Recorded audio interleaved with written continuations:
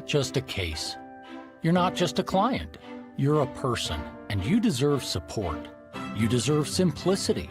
You deserve communication. When you hire an attorney, you deserve clear, risk-free advice that guides you to the best possible outcome in your injury case. And that's exactly what the advocates have been providing for over 30 years. After your accident, you deserve closure.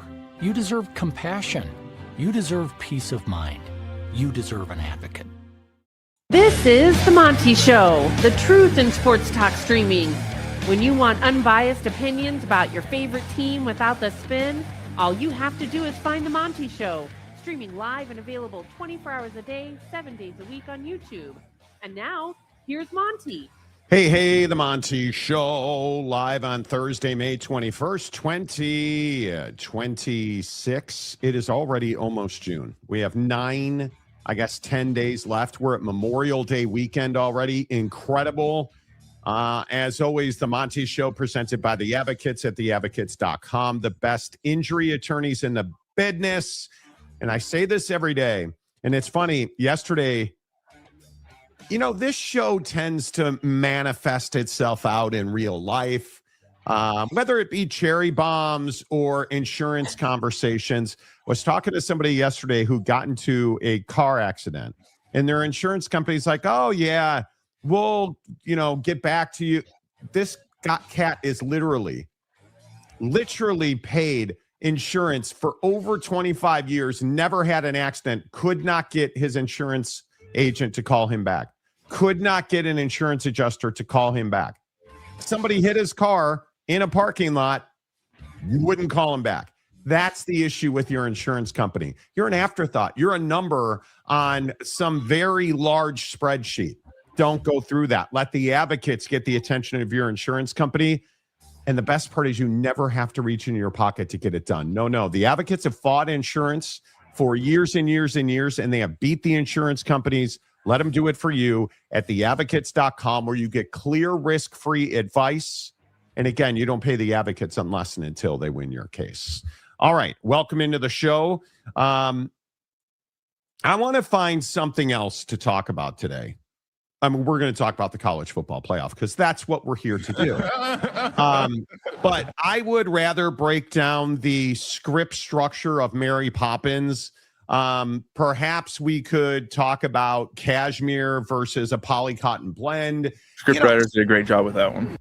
Anything that we can do not to talk about socialism in college football, because that's what we're going to talk about today. And I guess we should be surprised by nothing anymore, by nothing. And I have been sitting here telling you for how long that the only reason people are advocating for a 2014 playoff is because they're not very good. It's as simple as that. You're not deep. You don't have quality teams. You don't have quality depth of teams. Because if you had quality depth and your conference was deep, you would not be advocating to let everybody and their brother in. Because let's remember what a 2014 playoff does. It puts 3 and 4 lost teams into the college football playoff. 3 and 4 lost teams will be competing for a college football playoff. I'd also remind you, when a scumbag like Clay Travis is saying, oh, put everybody in, more teams in is better, you know exactly what you should do. The opposite. Nice. The opposite. Oh, everybody should get in. They shouldn't get in. Playing for a national championship should be one of the most exclusive things that you ever partake in. It just should not be something that is in question. The team that wins the national championship is the best team in college football. They had the most difficult road. 2 years ago when Ohio State won the national championship, was there any question at all that Ohio State was the best team in the country? No. And they were. Was there any question at all that Jarhead and the Hoosiers were the best team in college football this year? No. Buzzcut had it all working. It's a Kurt Cignetti reference. Google me. Google me. All he does is shave his head. But the point is, he does that too. You knew the last 2 years who the best team in college football was. Why are we playing with the system? Leave it alone. Oh, that's right, because you guys aren't making enough money. That you want to make more. You want to make more money. Because that's all this is. There's no, and before we get into this, and we're going to hear from Ed Orgeron today and Lane Kiffin today and all of it. But let's just be very clear. If you're the worm in the dirt that's advocating for 24 teams, it's because your team's not good enough to get in. You're hoping that you can lose 4 games and not have it impact your ability to play for a college football championship, which should never, ever happen. Never, ever should a team that's lost 4 games in a season play for a college football championship. Not a thing. Oh, it is now because we're doing socialism now. Right? That's what we do. Now, I'm bitter as hell over it. Yeah, I mean, you should be. I mean, it's ruining the sport. There's no question about it. I mean, what's worse for sports? You know, Shea Gilgeous-Alexander flopping his ass the whole game last night, or college football expanding to 24 teams and all the crappy teams get in. I mean, I don't know what's worse. And I just think it's what we do in this world now. You know, it's, oh, you're not good enough. Well, here's a handout. You're unable to do X, Y, and Z. Well, yeah, here's still the blue ribbon, right? Here's still the sticker of approval. Here's still the reward, even though you didn't do the thing to get the reward, right? I mean, that's what we do. I mean, you know, my entire generation is defined by here's a handout here, you know, oh man, you didn't get into the playoffs as a 10-year-old on your soccer team, but everyone got blue ribbons anyway. Like that's what it is. I mean, we've been doing this for ages. So I think that you know, college football is the problem is that there's no way to hurt anyone's feelings in college football in the meeting rooms, in the boardrooms. Oh, well, there is a way. Certainly there is a way to hurt people's feelings, right? You know how to do that. You give a commencement speech. Danny went undrafted out of Texas Tech. He was cut by 3 NFL teams. He wasn't the tallest, he wasn't the fastest, but he had a huge heart. And he played his ass off in the biggest moments. And I hope you guys find colleagues like Danny. Having business school friends are great, don't get me wrong, but sometimes you need a kid from a glorified community college who can bail your ass out of any jam.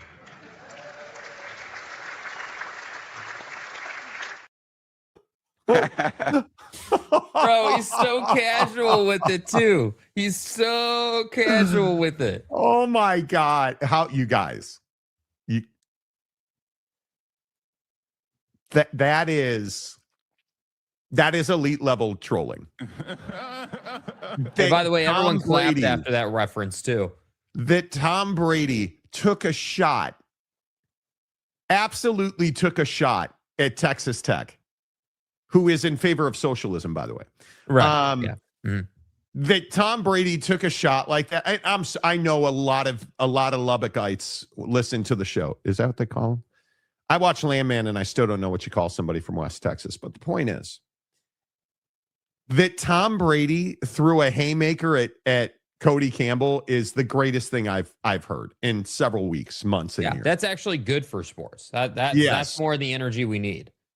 Yes. Would you agree? Is socialism sensationalism? Is that over the top? This is welfare for college football. And I want to play this bite from Joel Klatt because I think it truly is. I'm not a big Joel Klatt fan, but I was listening to his show in the background the other day when he said this, and I think it's absolutely true. We just have inflation in college football.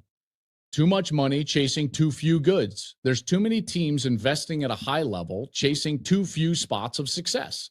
And so what does that do? What does inflation do? And we've seen it in our country, right? I mean, I was an economics major, so forgive me for, economics analogy. It's hollowed out the middle class. It's much more difficult to define yourself as successful in the middle class because why? Because too many dollars are chasing too few goods. You're spending a lot more at the grocery store for the exact same bag of groceries. Well, that's exactly what's going on now in the middle class, upper middle class in college football. So who am I talking about? It's Iowa. It's Michigan State. It's South Carolina. It could be Tennessee at times. It can be a lot of programs. It can be Kansas State. It can be Iowa State. It can be Utah. It can be BYU. There are so many programs that used to have the ability to get to an upper tier bowl game, and that tier has been hollowed out. Right? Because it's people who will say, well, we just want to hop in the family truckster and go to the Pop-Tarts Bowl and make memories for me and the family. And yippity skippity, bud. BYU, they lost 4 games. They're in the college football playoff. I was so worried when we lost to Poughkeepsie State. Oh, man. And then Notre Dame dodged us, and they were scared of us in the Pop-Tarts Bowl. I didn't think we'd ever have another big game. That's what this is. That's what it is. It is your crappy ass Perdon't can't beat anybody, but they still get into the college football playoff. Tell me Joel Klatt's wrong, because I would love to hear the argument about how he's not wrong. He's not. He's not wrong. I think that Joel. I mean, it's a good analogy. I think inflation is something that we're all just as people, keen on right now, and I think it's a good analogy. I think that college football is seeing this sort of transition to where, all the bottom feeders are making the case and playing the card that it's terrible for the system for the SEC and the Big Ten to create their own thing or to do anything other than, carry the load for everybody. And I think that that's what's difficult, because at a certain point in history in college football, everybody was on a level playing field, right? Now that was probably 20, 25 years ago, a long time ago, predating the CFP era, certainly. But I think that the issue becomes when you have this college football playoff era that started, what was it, back in 2012, I think, 2013. Yeah. You have this situation where the elites start to separate and widen that gap. And I think it inevitably gets to a point where they're so far ahead now that, this socialism concept has to come into play, because whether they like it or not, the numbers, you need the numbers for scheduling that the Big 12 and the ACC provide, right? I mean, it's great that Miami's getting to the CFP with regularity, but the ACC is pretty much an ass conference other than that. Like, that's just what we've seen the last several years. So as far as I'm concerned, there's a conversation between who's the best who's the best conference in college football. But I think it's pretty definitive that the ACC and the Big 12 are just so far behind now that they're never going to be able to catch up, which is why we're getting this push for 24 teams. And it's why everybody and their mom is like, well, why would it be bad to have more teams? Why do you want to exclude people? Like, they're turning it into a negative thing instead of saying, well, the whole concept of the college football playoff is, like you said, to find the best team in college football, not to get everybody paid. And I think that's sort of the issue. And that's why I think we're getting so much smoke around like TV partners and what schools and when would this happen. And like, there's just all these like details and different angles of the conversation that everyone's obsessed on. But I still think that there's a chance that you're going to get big fight from Greg for sure.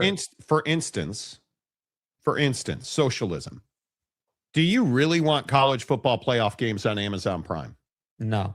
I was talking to our guy Marcus yesterday, and he was telling me, because I've been trying to understand how much inventory is ESPN willing to give up, because there's been this big conversation around, well, ESPN's going to cough up billions more dollars. That's why we need to go to 24 teams. And I truly think that is the motivation. I think the dregs of society in college football want more TV money. And they believe if 24 teams, if we double the amount of teams, well, obviously, Monty, that's double the amount of TV games. No lies detected. But here's the problem. ESPN's not willing to pay for that. ESPN is not willing to pay for crappy G6 team to play crappy P4 team in a game that's going to draw 3,000 viewers. It's probably more than 3,000. But the point is, ESPN's not willing to pay for that. And it makes it very difficult to justify to Disney shareholders to pay billions of dollars for games that not a lot of people are interested in. And I think, for instance, Tennessee and Ohio State, I'm paying for that game. I am. But you look at any of the early round games, you look at JMU games or Boise games, or I'm not paying for that. I'm not paying for that. And it's why I think people like Amazon will be able and will be given a chance to buy into the college football playoff, because I don't believe that the money at ESPN, and I know it's shocking, and this is, listen, you guys. 10-2 now. 10-2 now. You should probably sit down. ESPN's money isn't endless. Oh my, I know. I know it's tough to hear. ESPN isn't just going to keep handing you welfare checks, because and that's the theme today, socialism. This is fucking America. They're not just going to keep handing you preloaded, snap cards so that you can feed the kids. Because that's all this is, 24 teams. And I'm tired of it. I'm tired of hearing from Tony Petitti about how we're going to do this or we're not. Oh, okay, great. The other day when Tony Petitti's like, well, we're going to 24 teams, or we'll stay at 12. The lie detector test determined that was a lie. Well, man, thanks for clarifying, Tone. Come on. Mm-hmm. This is so ridiculous. The bottom line for me is simple. ESPN is not going to continue to just hand you your socialism. You're going to have to get, my opinion is it will be Amazon, because Marcus and I were talking about it, and he's directly involved in a lot of these conversations. He knows that Amazon is going to aggressively pursue that. Yeah, well, I mean, look at all the involvement with folks like Amazon in sports right now. I mean, you've got Amazon, you've got Netflix, obviously. Not that Apple TV is a player in this conversation, but if you're looking at total, like if you're looking at all the streaming outlets that are involved, obviously Apple TV has some sports, and I think what's difficult is that when you start getting into those more obscure channels, like I know that Peacock is like, has a great library of content and like they have a good offering, but I had an awful experience with Peacock. Like if a JMU game was on Peacock, let's say, I probably wouldn't be watching it, honestly. What do you mean you had an awful experience? Well, like with the Olympics and like with just how well it worked or didn't work. I mean, I couldn't even load the Olympics on an NBC branded product. Like, how does that happen, dude? How does that? Rough. Yeah, I mean, it's terrible. And trust me, as someone who streams every day and like in games and does a lot of stuff with the internet, I promise you it wasn't my internet. Like, I can assure you of that. So I sit here and the concept of Amazon Prime is going to have early round college football coverage. I mean, yeah, I'm sure it'll get viewership. They've got an NFL game, but that doesn't mean that you're going to overcome. See, what's not going to happen is fans aren't going to tune in just because it's Amazon Prime if it's a crappy ass game. It's the same bar of success that we've had on the show for years. If you're winning, that means you're a good team. If you're losing, that means you're a bad team. So a 3-loss team in the first round of the CFP playing another 3-loss team. I mean, unless there's like some serious storylines around that, unless we've got like, if you harken back to like, the Johnny Manziels of the world being on a crappy football team and giving us a reason to watch, like I'm probably not going to. And that's what concerns me is, expand, give everyone an opportunity. Oh, but Amazon Prime wasn't happy with the viewership because it's a crappy ass game. Right. And then they're going to complain. And so I don't know, man. I think that it's a dangerous game to play. It's a dangerous game to play. And you're asking middle of the road people to do higher up things, and that's not how that works, man. Well, and I think for Amazon it makes a lot of financial sense. I mean, they've seen that Thursday Night Football brings people to the TV. I think in they're dabbling in other sports. They've seen that live action sports brings people to TV. You look at the Netflix numbers off of what was a horrendous fight, whatever that was, Ronda Rousey and what's her name? Gina Carano. Great. We all knew what it we all was. enjoyed it. You guys are really, you're spending your life's work watching that. You're spending valuable hours of your life that you'll never get back. You burned testosterone picking up the remote to watch that fight. Yeah, but think of it this way, dude. I didn't watch the fight. I saw obviously the end result on Twitter. Are you lying to me? Are you lying to me? I'm actually you're not. telling me you didn't. That was a lie. You didn't Diddy party that fight. It's your own question. Yeah, I'm not commenting on Diddy parties or what went on. I wouldn't even go as far as to call that a fight. No. I would go as far as to call that socialism in fighting, because we all knew what that was. We all knew that Gina Carano hadn't fought in 17 years, and Ronda Rousey is a little past it now. So she's just going to roll out there. She's going to do her little judo toss, arm bar, be done inside of 20 seconds. So you did watch. So you did watch the fight. No, I didn't. I saw the highlight on Twitter. Oh, okay. I did not watch the fight on Netflix. Absolutely not. But again, I think absolutely not. Absolutely not. No, absolutely not. Anything worth watching is not, sports-wise, is not on Netflix. I can assure you of wow. that. And the so problem is, do you hate Netflix? I don't hate Netflix generally speaking, but everybody and their mom wants to get in on live sports. And just because you have live sports doesn't mean that you're all of a sudden just the premier, player in the space of live sports. Like, again, it's all these streaming outlets who traditionally weren't involved in sports trying to get their piece of the pie because that's what people are interested in. And Amazon Prime is just the one of the latest suitors to do that. Amazon Prime was not a sports outlet, dude. You guys tried to do sports talk and you flamed out. So then you pivoted and you audibled to live action sports, and Thursday Night Football, I'm guessing, is profitable for you on some level. But being that the matchups are so ass regularly, I'm not even watching it every week during the season. It's only if we have a reasonable matchup. And that's why I say that same concept for the NFL is going to be the same concept for college football. Why? Because the viewer doesn't change.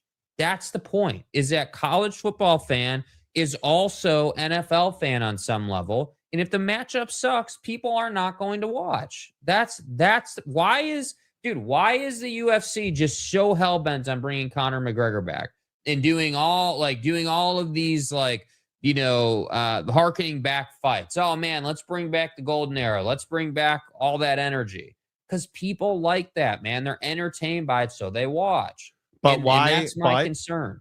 But why are we trying to do Notre Dame and BYU? Yeah, people will watch. And why is Notre Dame and Southern Cal trying to get back on the schedule?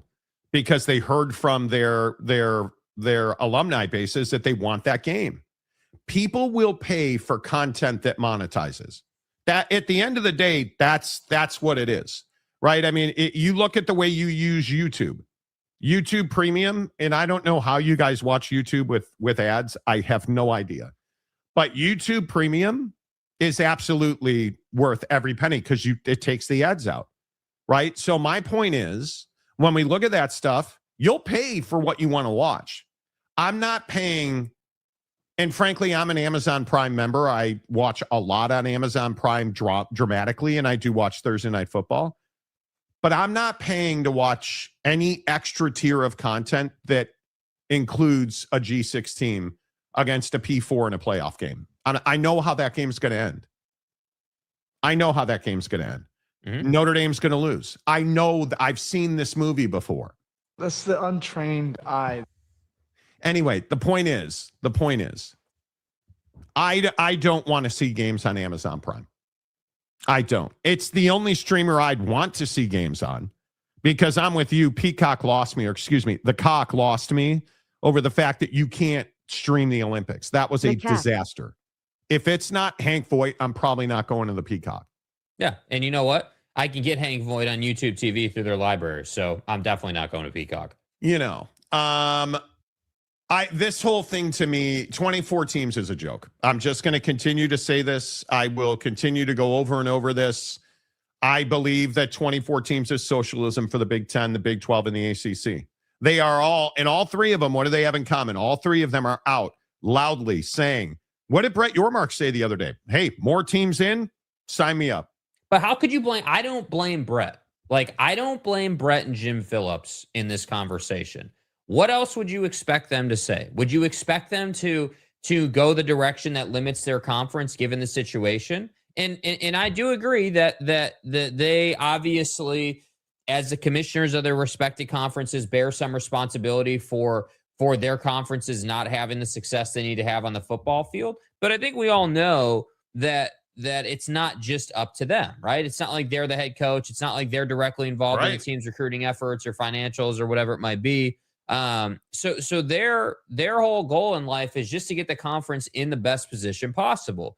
So I don't even really, for me, I don't have a problem with the Big 12 and the ACC being in favor of the 24, because what else would they say? How could they not be in favor of it given the situation? But the problem I have is the Big 10. And the reason I have an issue with the Big 10 has nothing to do with their postseason success. And I've said this a couple of times, but I'm going to keep saying it because it's important. It's not about the fact that you guys have had more success the last 5 years than the SEC has as far as national championships. That's not the point. The point is that the path that your teams take to get to that same point is far easier. There's less attrition on the injury report. There's just less challenges and hurdles than the SEC has to face. And I think it's rich that the Big Ten looks at this and goes, oh, well, man, dude, 24 teams. I mean, we got to have Nebraska in. We got to have these different teams in. Illinois got to get in last year. That's exactly what it is. But on the same time they're saying that, it's like, dude, they didn't get in because they play a soft-ass schedule and they didn't win the games that mattered most. So why does Big Ten fan look at Notre Dame and go, oh, well, dude, Notre Dame's got to join the Big Ten, but you're doing the same thing in the Big Ten, scheduling-wise, that Notre Dame does. Bro, it's hey, 2 games a year, and 100%. That's it. And if you lose those games, you're not in. But the difference is that the Big Ten's got 3 teams every year that are national championship good, and they've made a living off of that. So that's my problem for the Big Ten in this conversation. To me, they are the chief criminal in this conversation. You're doing this for the wrong reason, bro. I agree. And I will go back and say, this is the argument where we end up, where we say, well, they won the national championship back-to-back years. They're the best conference. They're not the best conference. They're not. And I'll go to what Lane Kiffin said on Netflix. Who knew that? Again, are you watching Talking Head show on Netflix before we get into Lane? Because I'm not. I'm not. I didn't even know, to be honest with you, dude, I didn't even know that phony guy who claimed to be from Chicago, who's actually not from Chicago, he's from Boston, somehow migrated over to Netflix. Was unaware of that. No, had no clue. But here's Lane Kiffin talking about the college football playoff. I think it's set up in a good way for the top heavy teams there right now. I think now, and it's going to get better. We're going to 9 games, and our bottom is harder than theirs. Okay, and our bottom stadiums, are harder than theirs. So we're going to beat each other up more, and they're going to sit up there and have 2-3 hard games a year, and so their top teams and our top teams, when they go to the playoffs, okay, they're in better shape. Mm-hmm. That stuff matters. It's why, I've always been a proponent to stay at 8 games and let us make our own, whoever we want to play in knockout. Don't tell us who we have to play. Right. And we would do the model of the last place I was just at. Look at we went 20-0 in non-conference regular season games at Ole Miss. 20-0. We didn't play any of them big openers. This place went in a 4-year span, lost 3 or 4 openers. Yeah, they played hard games at the openers. So you played, that's so great, whatever. Well, you don't get rewarded for it because it's not worth it enough in this race. But also, that schedule where half your games you don't have to get up for, it's a mental toll that you got to play when you're getting up for. Plus, also, man, your good players are out by the fourth quarter, so your play count at the end of the year is less. Mm-hmm. One of the really good teams there rested a couple of their good players in games in conference games at the end of the year. How long have I been saying that?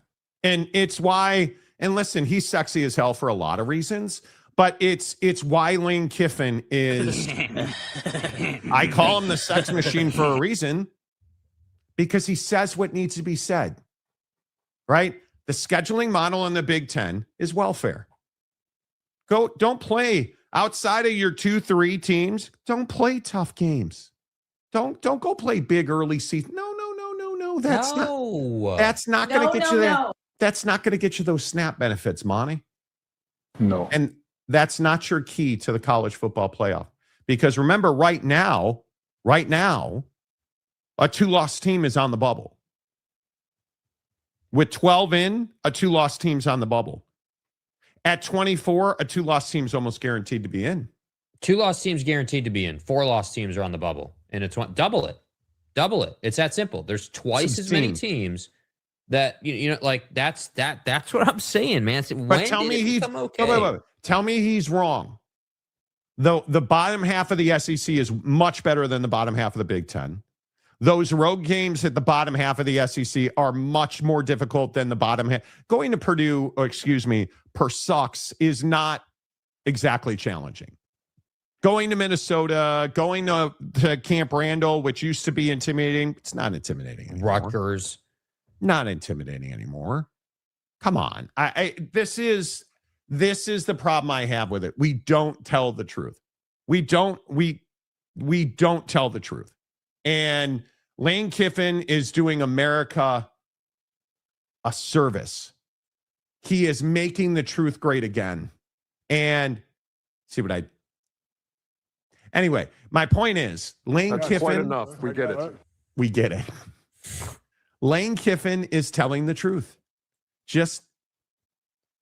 It just doesn't matter because these greedy SOBs that run college football want more money. They want socialism for TCU and Baylor and Oak State and, UCF and Minnesota and Purdue and glorified community colleges like Texas Tech. The dregs at the bottom of the ACC. That's all this is. Tom Dean. SEC should expand to include Okie, Light, and TCU so other SEC teams can pick up some easy wins. See what he did there? He just said Okie, Light, and TCU suck. Hey, James, take notes. And then Poke Traveling says, hey, Tom Dean, our last P4 win was actually against the SEC. Yeah, back in 1968. I remember that. You guys remember that back in 68? We were all sitting around the Edsel. I wasn't even boiling in the bag. Sorry, dude. Right. We piled into the Edsel, in our overalls after we shucked some corn and, and stuff. Anyway, yeah. Who remembers their last win period? I don't. It is what it is. Poke also says you call people from West Texas poor, Monty. Well, okay. Well, I didn't take it. Listen, I didn't make it personal on that level, but I'm more than happy to run out the glorified community college garbage. Scott says the college playoff should stay at 12 teams and remove the G6 from participating. Speak, please. Agreed. Please. Yeah. Get a huge soapbox with a megaphone. No G6 teams in the playoff, Monty. And just say it repeatedly. Over and over and over again. Ryan Duffy, new judge and catching a stray from Tom Brady at the Georgetown commencement speech. Not a great week for us Red Raiders. Well,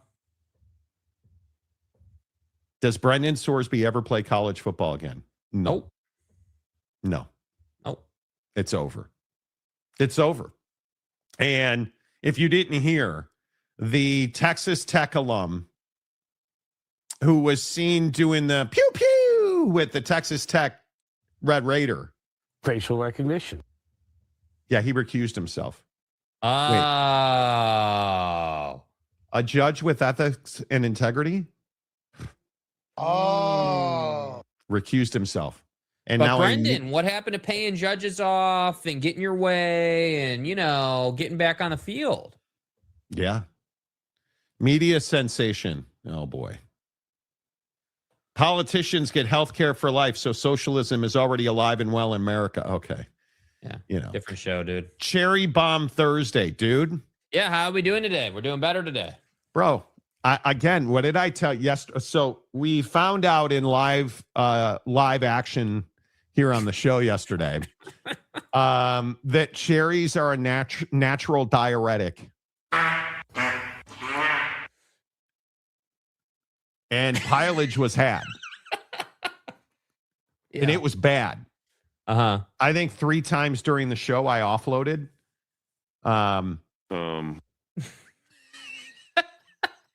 Dude, when the show ended, the show actually ended early yesterday because I could not. You weren't going to make it, which is fine. Dude, and I grabbed my phone and I went and sat on the throne and just unloaded. I mean, dude. And then that was the end of it. And that's the beautiful part about it is you wake up today feeling great. I had the best night of sleep I've had in a month last night. And I woke up 1 pound from my goal weight because you just unload all the dregs of your intestines when you eat a pound of cherries in 2.5 days. Dude. Who knew that cherries did that to you? That's a wild ass story, dude. I mean, honestly, you've been on a bit of a heater if we zoom out a little bit with stuff like this random ass, like, hey, didn't know this would happen. And then it happened, like the Wagyu incident. Now the cherries, like it's a Wagyu incident. What do you mean Wagyu? The steak incident in Newport. At Mastros. That was 5 years ago, bud. Yeah, but I know. But like, if you look at the run you've been on, there's just been these isolated. Let's not talk about runs, okay? Yeah. Can we use other verbiage, please? Thank you. Yeah, you know, I mean, it's just I had a run-in with some dry aged steak at the Ocean Club in Newport, and that absolutely stripped my intestines for a couple of days. Then there was. Well, clearly not. Then there was the garlic drumsticks from Costco. Yeah.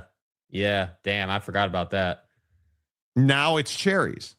You filled your quota for the year, dude. You're in a good place. Dude, you know, they're fine. They're all out. Once you get it out, you can eat the cherries and it will absolutely wreck you. But once it's out, and again, what was it? Yesterday morning was about an hour and a half, 2 hours of just absolute destruction intestinally.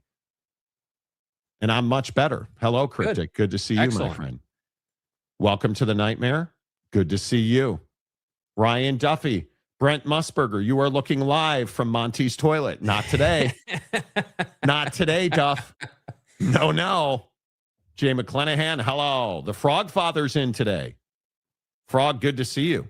Yes, lots of golf this weekend. Going over to Bremerton to play golf. I'm going to drag my wife back to the golf course. And we'll see if she murders me. I'm not. My promise this weekend is to be patient. That's not going to happen. That's what fucking ticks me the fuck off. Dude, 6-hour rounds of golf should be a felony. I'm just telling you. They should be a felony. Matt Ritson, hello. 6-hour rounds of golf. I'll try to stay calm and not curse. It's outrageous. Look. Oak State fan James. I agree with Monty 100%. Let's not talk about runs. Okay, well, the day you stop eating at Buc-ee's, we can stop talking about runs for you, sir. They didn't beat Michigan for changing. Okay. You know. Bro, James, it was at home versus Arkansas in 2024. What kind of OSU fan are you, bro? He's not. You know, FTR charting with cherries. Yes. There it is. Yes. There it is. The last P4 win for Oak State was Texas A&M. Was the Texas Wolf versus.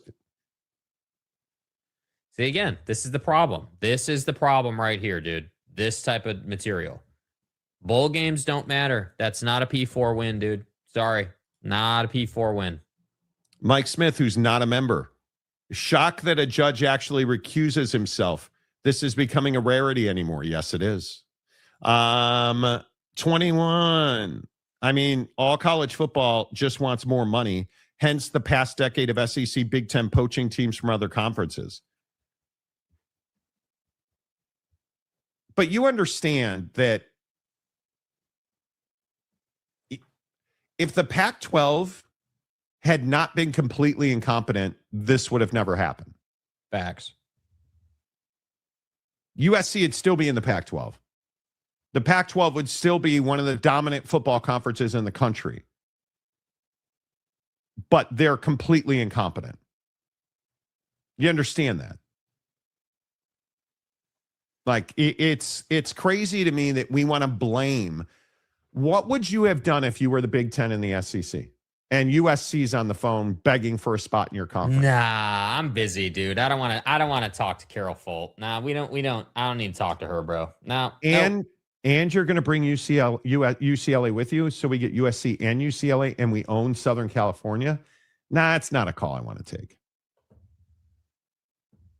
You would have taken the call. You absolutely would have taken the call. Stop. Like, oh, Texas and OU are on the phone and they want to join your conference? No, we don't want that. No, we don't. No, I don't. We don't want to see OU on the 2 beating the hell out of Michigan this past season. We don't need that. No. Come on, dude. Nonsense. We don't need all the arch drama in Texas and Ohio State from this past. We don't need that in our conference. Stop with this nonsense. Yeah. Ken Maynor. Hello. Oh, do we? Kenneth. Just thank me now. Yeah. Just thank me now. Because I didn't get into this thing for money. Yeah. Right? Like I was making less than 20 grand a year living in San Diego, California, living in a studio where, to be quite honest with you, I probably carried a Glock on my hip in and out of the apartment complex some nights. Yeah. Because it wasn't it wasn't exactly like I was living in the high rent district. You know what I mean? And so a Glock on my hip most nights. Bro, who is this guy? Like, he's your buddy. Brother, what are we doing? You like, are a shut up. Do not criticize some. Oh my God. Dude, I'm a Summerall guy. But I didn't need, oh yeah, dude, what I was making 20 bands a year at a glorified community college. And at that time, I didn't have a car and I had a Glock on my hip every night because I feared for my life as a white kid in the neighborhood. Like, come on, dude. Like we didn't, there are limits to things, bro. Can we have just a little more respect for the bottom end, dude? Please. Now you're a bottom end guy all of a sudden. Get your ass back in the tunnel, dapping up recruits, or take the cockneck approach and hype up the teammates. Like, give me more of that material. Not like weird ass stuff where you're shooting promo videos with an actual live gator on the field, or you doing interviews in your media room talking about having a Glock on your hip, dude. I don't need that. Jake, they haven't earned it. you got to earn it. You got to earn the logo, man. Like, we ain't earned it yet. We ain't earned a damn thing. Like, all we've got is our name. We're going to put our freaking name on every day. All right. And so to wear the Florida Gator logo, to wear the Gators across your helmet and script, or to wear the Gator head, man, you got to earn that. That's what I'm talking about. Stay hard. Like, stay on that energy, bro. What a scumbag. Don't give me this crap from 10 years ago. What a scumbag, dude. Like, you're such a jackwagon for this take. You are such a Summerall apologist. I am. Oh, my God. Mama, So he's not allowed. He's not. Look, Second Amendment has no place on this show. Because I didn't get into this thing for money. Yeah. Right? Like I was making less than 20 grand a year living in San Diego, California, living in a studio where, to be quite honest with you, I probably carried a Glock on my hip in and out of the apartment complex some nights. Because it wasn't it wasn't exactly like I was living in the high rent district. You know what I mean? And so couldn't afford La Jolla bud. First of all, the other guy, this is the guy who did the Teresa interview. Brother, dude. Yeah. Help me. You have a huge head, sir. Dude. Yeah. I'm a Summerall guy. I love me some Summerall, but I just didn't appreciate this one. Come on. Are you going to show up and work tomorrow? Probably not. What the hell kind of question is that? You already know the answer. Idiots. Ryan Duffy, Pac-12 didn't want a community college to come along with Texas and OU. Yeah, it's true. Bro, why do you say things that are indefensible? Angola. Danny went undrafted out of Texas Tech. He was cut by 3 NFL teams. He wasn't the tallest, he wasn't the fastest, but he had a huge heart. And he played his ass off in the biggest moments. And I hope you guys find colleagues like Danny. Having business school friends are great, don't get me wrong, but sometimes you need a kid from a glorified community college who can bail your ass out of any jam.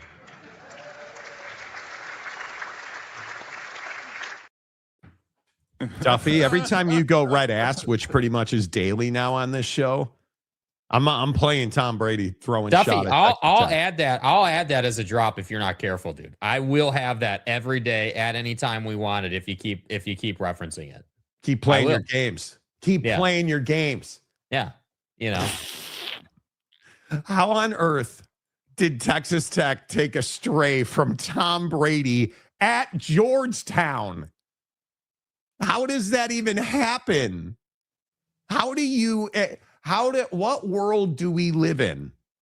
Is this just Texas Tech being now elevated into like the daily lexicon of college football? Yeah, because they're a-holes, dude. You put yourself in this position. Like the way you've gone about it the last 6 months is terrible. And listen, I'll sit here and advocate for Texas Tech to represent the Big 12 along with BYU.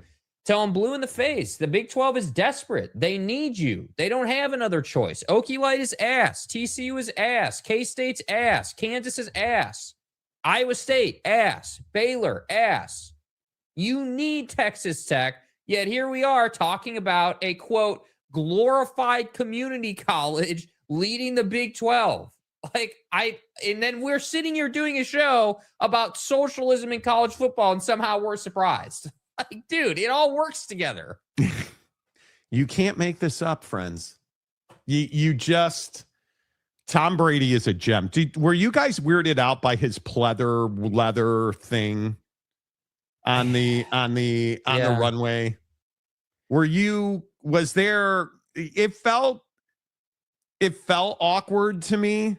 Do we have a picture of that? We don't have a picture of that. But we need to have a conversation at some point about all these celebrities, and you see it a lot on the women's side of the celebrity world. But Tom's done it as well. And there have been many other dudes that have done it where they take all the fat out of their cheeks to get like this sort of very like V-shaped face. That's what had weirded me out. He's had that for a while. It's not like he did that for this event, but just the I don't know what it was about the camera setup or like how just. You mean the biker motif? Was it the biker motif that made you uncomfortable? No, dude. I just looked at it and I was like, dude, like he's obviously a good looking bro, but the cheek situation, like this picture, I don't mind. This looks fine to me. I don't even mind this. It's the really high. What? It's the really high res one that weirds me out. You're fine with this picture? Yeah, he's at a fashion show, dude. We see weird stuff like this all the time. Yeah. So it's his face that you're struggling with. It's the high-res face one where he's like glaring kind of that weirds me out because you see this, you see so much detail in his face. You're like, dude, like what happened to your face? Like it was going around Twitter earlier this week. I think on Monday or Tuesday. What is wrong with you?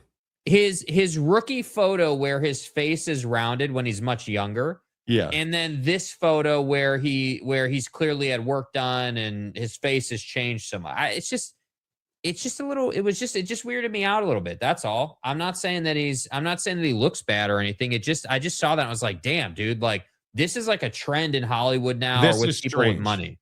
Bro, yeah. He's wearing a biker outfit. It's strange. Yeah. This one is where I was like, dude, like what happened to your cheeks, dude? Like, I think he's just very thin.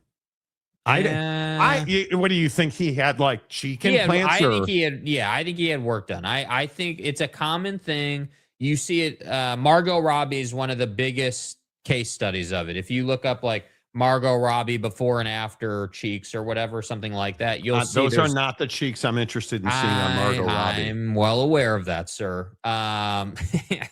But it's the same kind of deal that Tom's got working here, where they basically take the fat out of your face from your cheeks, And you get this very like slimmed V-shaped looking face, the way Tom has it here. So I don't know, man. It's just this one weirded me out a little bit. Yeah, I have no issue with it. I think Tommy, I think it just is what it is. I don't even care. People get so wrapped up in stuff, and I'm just not that guy. Did he have plastic surgery? Probably. I don't care. Okay. Why? Like, I think it's so strange that we're so obsessed. It is weird to me that he's wearing leather, bro. He's wearing a biker outfit, and it's weird. Where's the red ball, Tom? Like, have you not seen Pulp Fiction? Are you kidding me? That hadn't really crossed my mind, but I guess it's a fair comp. It's a fair comp? He's wearing leather. Okay, you got to pull up a screenshot of what you're referencing, dude. You have to. No, I don't. Do I have?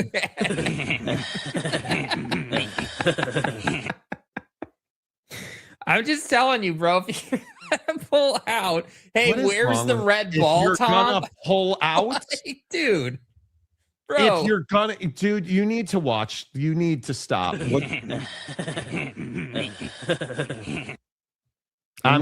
the red ball is the question of the week, dude. Absolutely. Absolutely. You got to get stroked. No, I am not putting that up. I'm not putting it. No. Dude, I'm traumatized doing a Google image search for that. Juicy. Oh, man, dude. What is wrong with you? I know. Why is he dressed in a trash bag? Well, it's a fashion show. You know, Mike Smith, the leather walking runway stuff, he was trying to look cool like Elvis, but was walking like he had a stick in his arse. Right. I thought he was fine. It's even more bizarre that Giselle feels she has to comment on it. That's what's weird to me. You cannot tell me that when she's getting armbarred by jiu-jitsu guy that she isn't thinking about Tommy. When she's getting rolled around on the pad in her Muay Thai training, you know. I'm telling you, you got to use MMA references. Armbar, rear naked. When she's getting rear naked choked out, stuff like that. That, you know, you got to use the figure four leg lock. When she's in a figure four leg lock with jiu-jitsu, bro, you can't tell me she's not thinking about Tommy. Yeah, when she's inside a bro's triangle lock, you know. Yeah. I'm just telling you. No, you're not. And stop saying you're a TCU fan for life, because you're not. What do you mean TCU for life, bro? It's so disgusting, James. You're an Oklahoma State fan. I'm just going to put this out there now. I'm not talking TCU football with you. I am not going to acknowledge your TCU football takes. They're terrible to begin with. I'm not going to acknowledge Harvard boy. I'm not going to acknowledge UConn offensive coordinator guy. Like, do you understand? You hired a dude from UConn, dude. You wanted Todd Monken to be the next head coach at Oak State. Look at what he's. Have you followed him at all with the Browns? Bro missed the coach's photo. That's how bad he is. Bro saying his quarterbacks are an embarrassment. Oh, Todd Monken for Oak State. Stop. TCU wins 10 or 11 this year. They won 9 last year, despite their head coach, not because of him. Could be. They're not winning 10 games. Tom Hanks is Zoolander and Magnum. Okay. You know. By the way, James, I was up at Ruby Memorial on the Morgantown campus and could see the stadium from the waiting room. Cool that the players come out to wave at the kids in the hospital. Okay. I like that. All Big 12 teams brought to you by James. Correct. Correct. Poke traveling, respect UConn as they will eventually be allowed into the mighty Pac-12. No, there you go. dude, they're banging down the door of the Pac-12. Pac-12 fan told us that. Don't you remember? They could add them anytime they want. Anytime they want, dude. It is what it is. It just, to me, Wait, what is Tom saying here at the bottom? Tom Dean's most recent comment here. What is this? You missed James' comment a few minutes ago saying Okie Light might go 6-6 if they were in the SEC. You did not seriously say that, dude. Please tell me you did not seriously say that. I don't believe he said that. James has said some stupid stuff on this show. He would not have said that. Dude, he absolutely did say that. Are you serious? Bro, this is a new low even for me, even by my standards. This is a new low, James.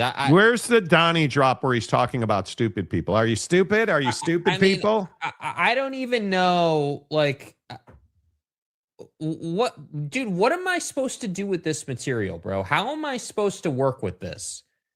5-7 or 6-6 if they're playing Mississippi State, Vandy, Kentucky, Florida, and A&M? No, and dude. I would remind you, they haven't won a conference game in 2 years. Paul didn't go in the hoop. Like, perfect sense. Word. I think you say stuff like this just to troll people. Are you stupid? Are you a stupid person? Like, you say stuff like this to troll people. Right? And yeah, I agree with this. My mom could be the offensive coordinator and be 100 times better than stupid Gundy, who held the door for Oklahoma, and James defended DUIs on this show. Right? Like, go run stairs. Stone Cold Summerall would body Oak State. Yeah, I would point out you're not beating Kentucky or Vandy or Florida. No. This has to, it's got to be, you've got to be You trolling. must be. This is one of the dumbest things that has ever been uttered. Like, we're all worse off for having read that comment. Yes, we are all dumber for having read that comment. Agreed. I didn't even believe you would have said that. You must have gotten bad sushi at Buc-ee's. That's all I can think, is that there's a fungus on your brain. Because there is no chance that you believe. And now this is where James disappears for like 3 hours because he's charting. Well, I was charting, Monty. There's no chance you believe they would go 6-6. That's one of the dumbest things you would have ever said. You're trolling. Mm-hmm. You wanted attention, and you got it. Congratulations. The Hyenas ate well off of that. That's ridiculous. Laugh all you want about the OC, but UConn's offense was humming last year. Okay, yeah, now, Mike, I know you're trolling, dude. Under the bleachers, they were humming. Come on. Like, you can't believe for a second. There's no logic in the belief that Oklahoma State in the SEC would win 5 games, 3 games. They would be Perdon't in the Big Ten. There's no way you don't believe that. James, first, Okie Light should play OU and see how that turns out. You should probably do that. James just set Monty like golf guy sets off 2 shakes. When you're playing golf, would you rather play alone or in somebody else's group? If I'm by myself, would I rather play alone or with 3 randoms? Is what you're asking.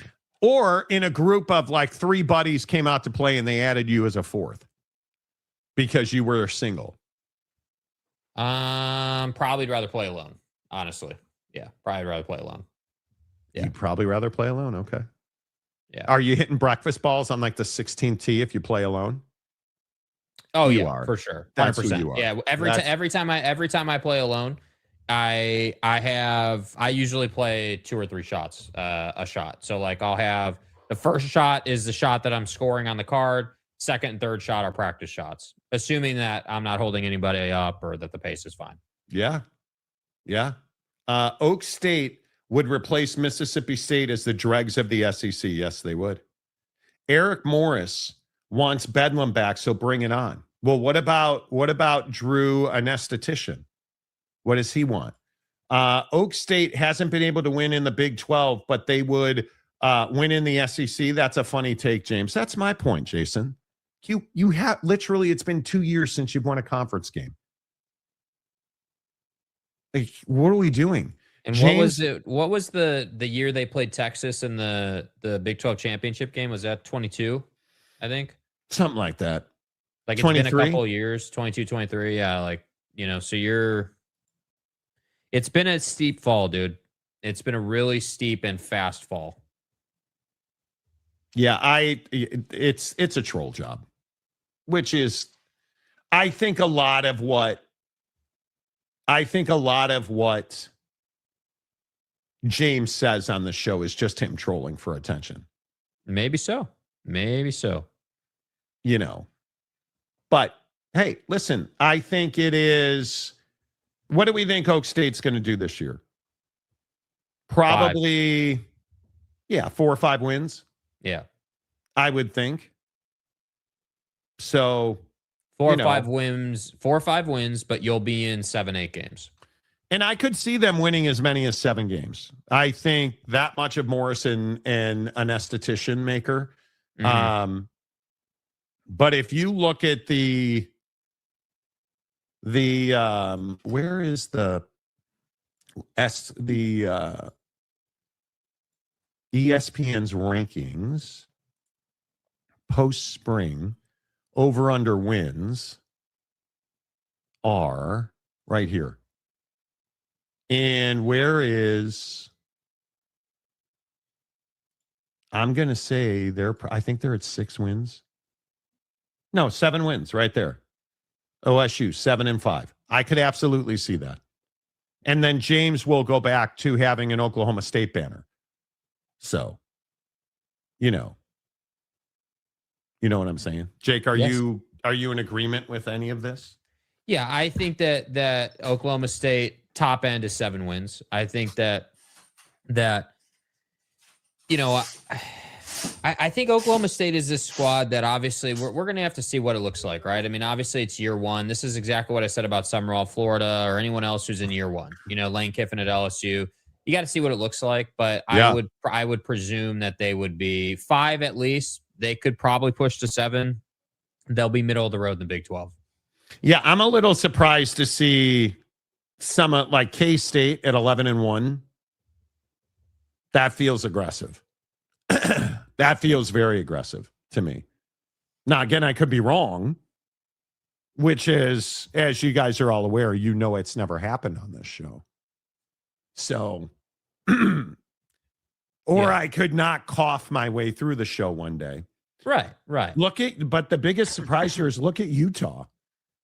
Yeah, Utah is in a really precarious situation. I mean, obviously, having them at the 10-2 slot there, I think is not incorrect. I think if you look at their schedule, it does play out to be a pretty straightforward 10-2 situation. But I do think that everyone just presumes that Utah is going to be just fine. That it's going to be. I love when you talk Utah. I think that Morgan Scalley has to show that he can put together an offense. I don't have any doubts about the defense, man. The offense is the biggest question, as it's been for the last 15 years under Witt.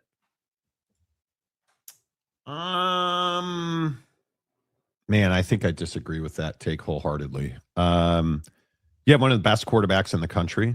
I don't think the offense is going to struggle.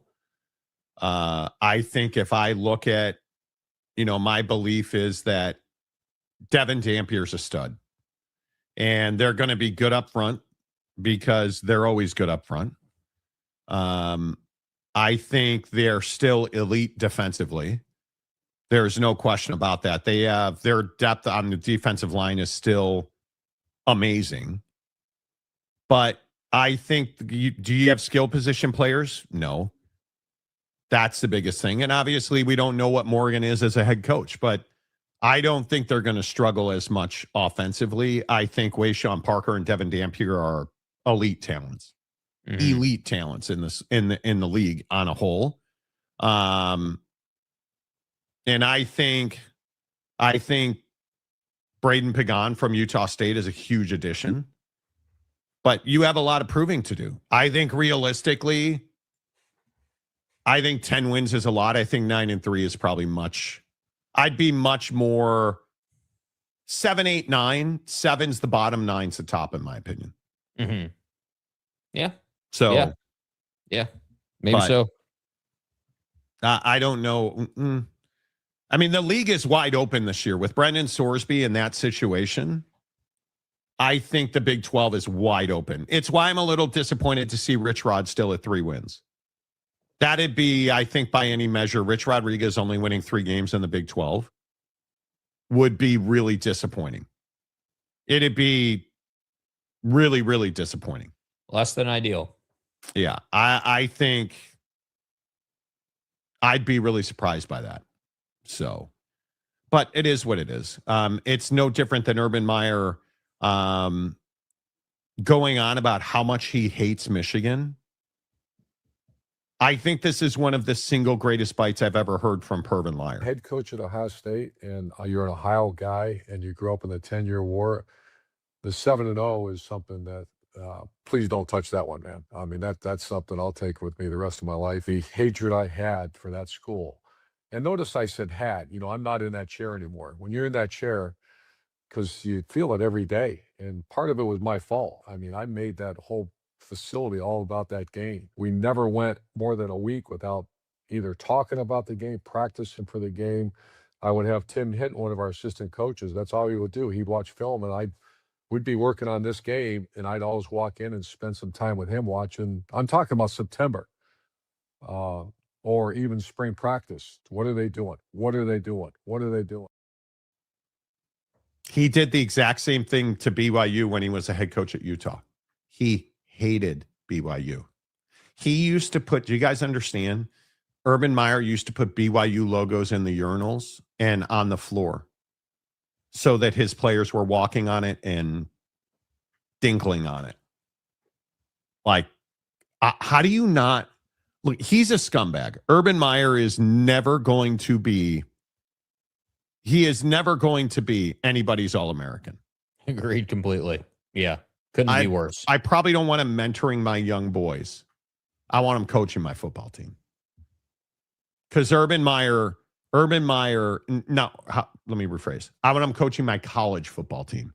And he just lost a $30 million lawsuit against the Jaguars. Yeah. Trying to get his money back, Deservedly after he was fired. Right. Yeah. And it is just my opinion that that's what we need in college sports. We need Urban Meyer's heat. We need those two teams to hate each other. I need SC and Notre Dame. I need Miami and Florida and Miami and Florida State. I need big rivalries to matter. I need those games to be of consequence. And most times they're not. Most times they're not. And that's the disappointing part.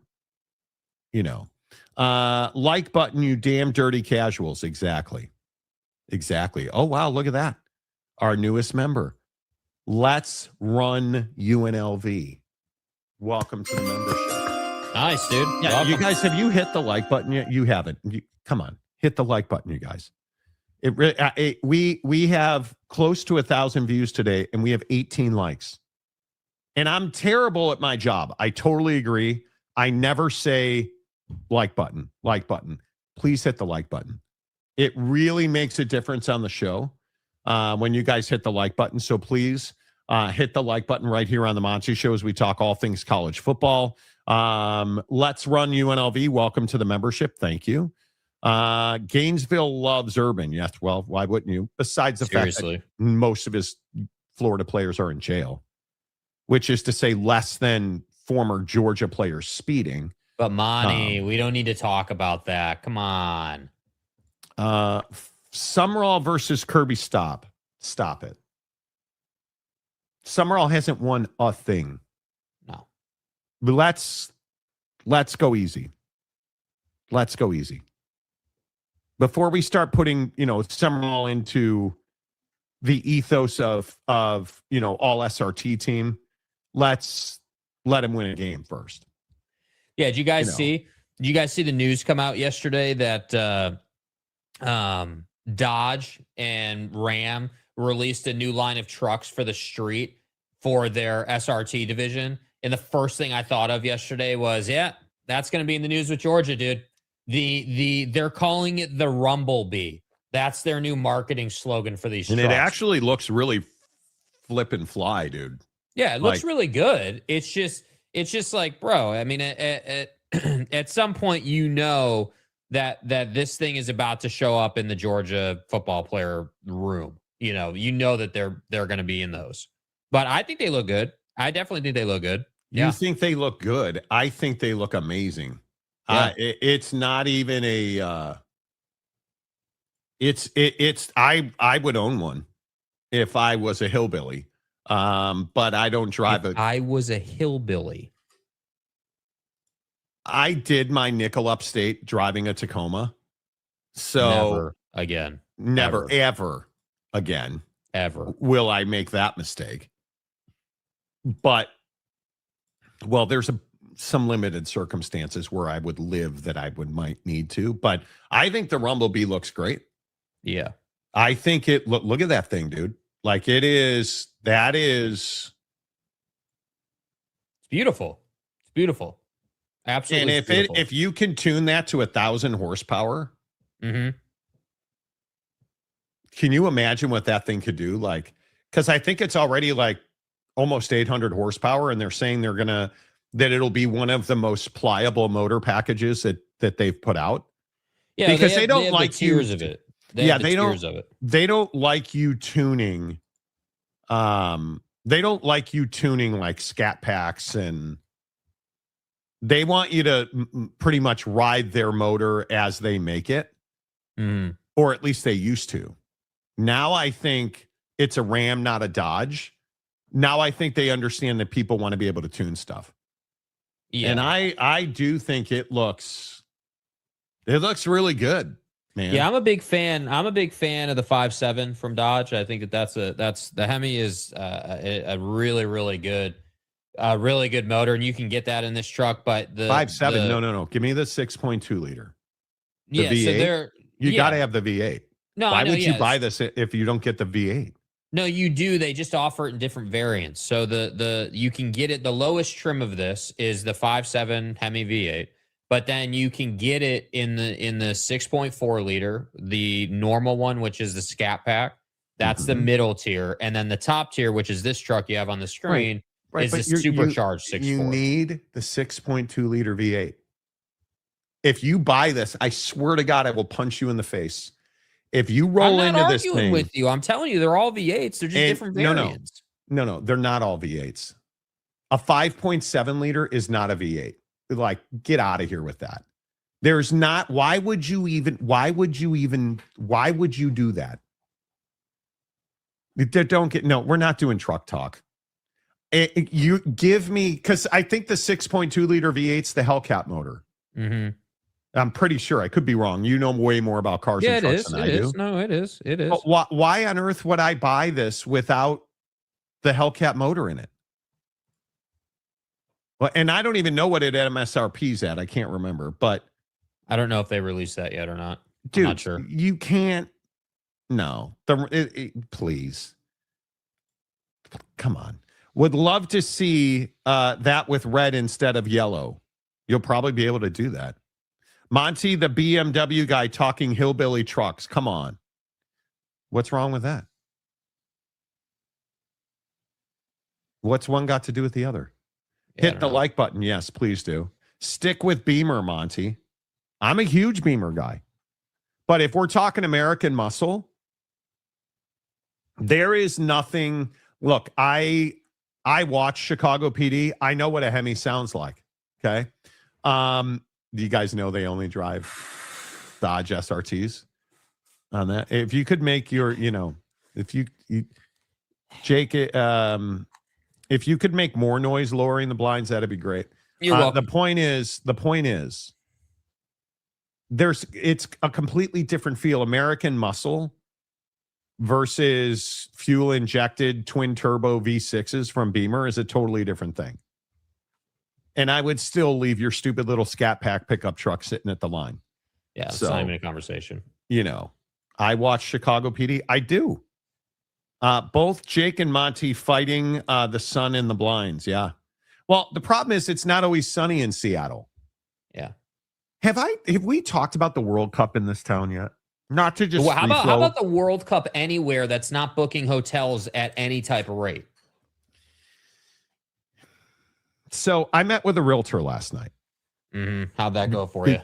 I should probably save it for an hour from now, but it's very interesting what the World Cup is doing to property owners. My realtor here in Seattle, because we're looking to pick up investment properties, and my realtor is like, yeah, I'm leaving the city for the summer because of the World Cup. I'm renting my places out. Mm-hmm. Because I guess he owns 3 properties here.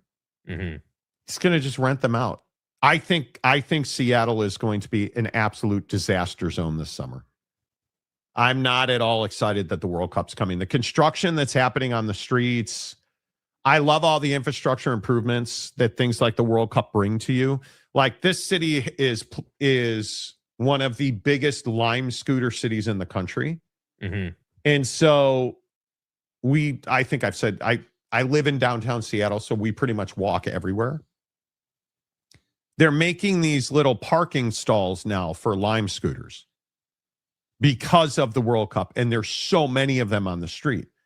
And what's amazing is it's good for the city, but they're only doing it because the World Cup's coming. And Seattle is going to be one of the showcase cities for the World Cup. And I think it's going to be a disaster zone. And I have a lot of trepidation about what this town's going to be like all summer long.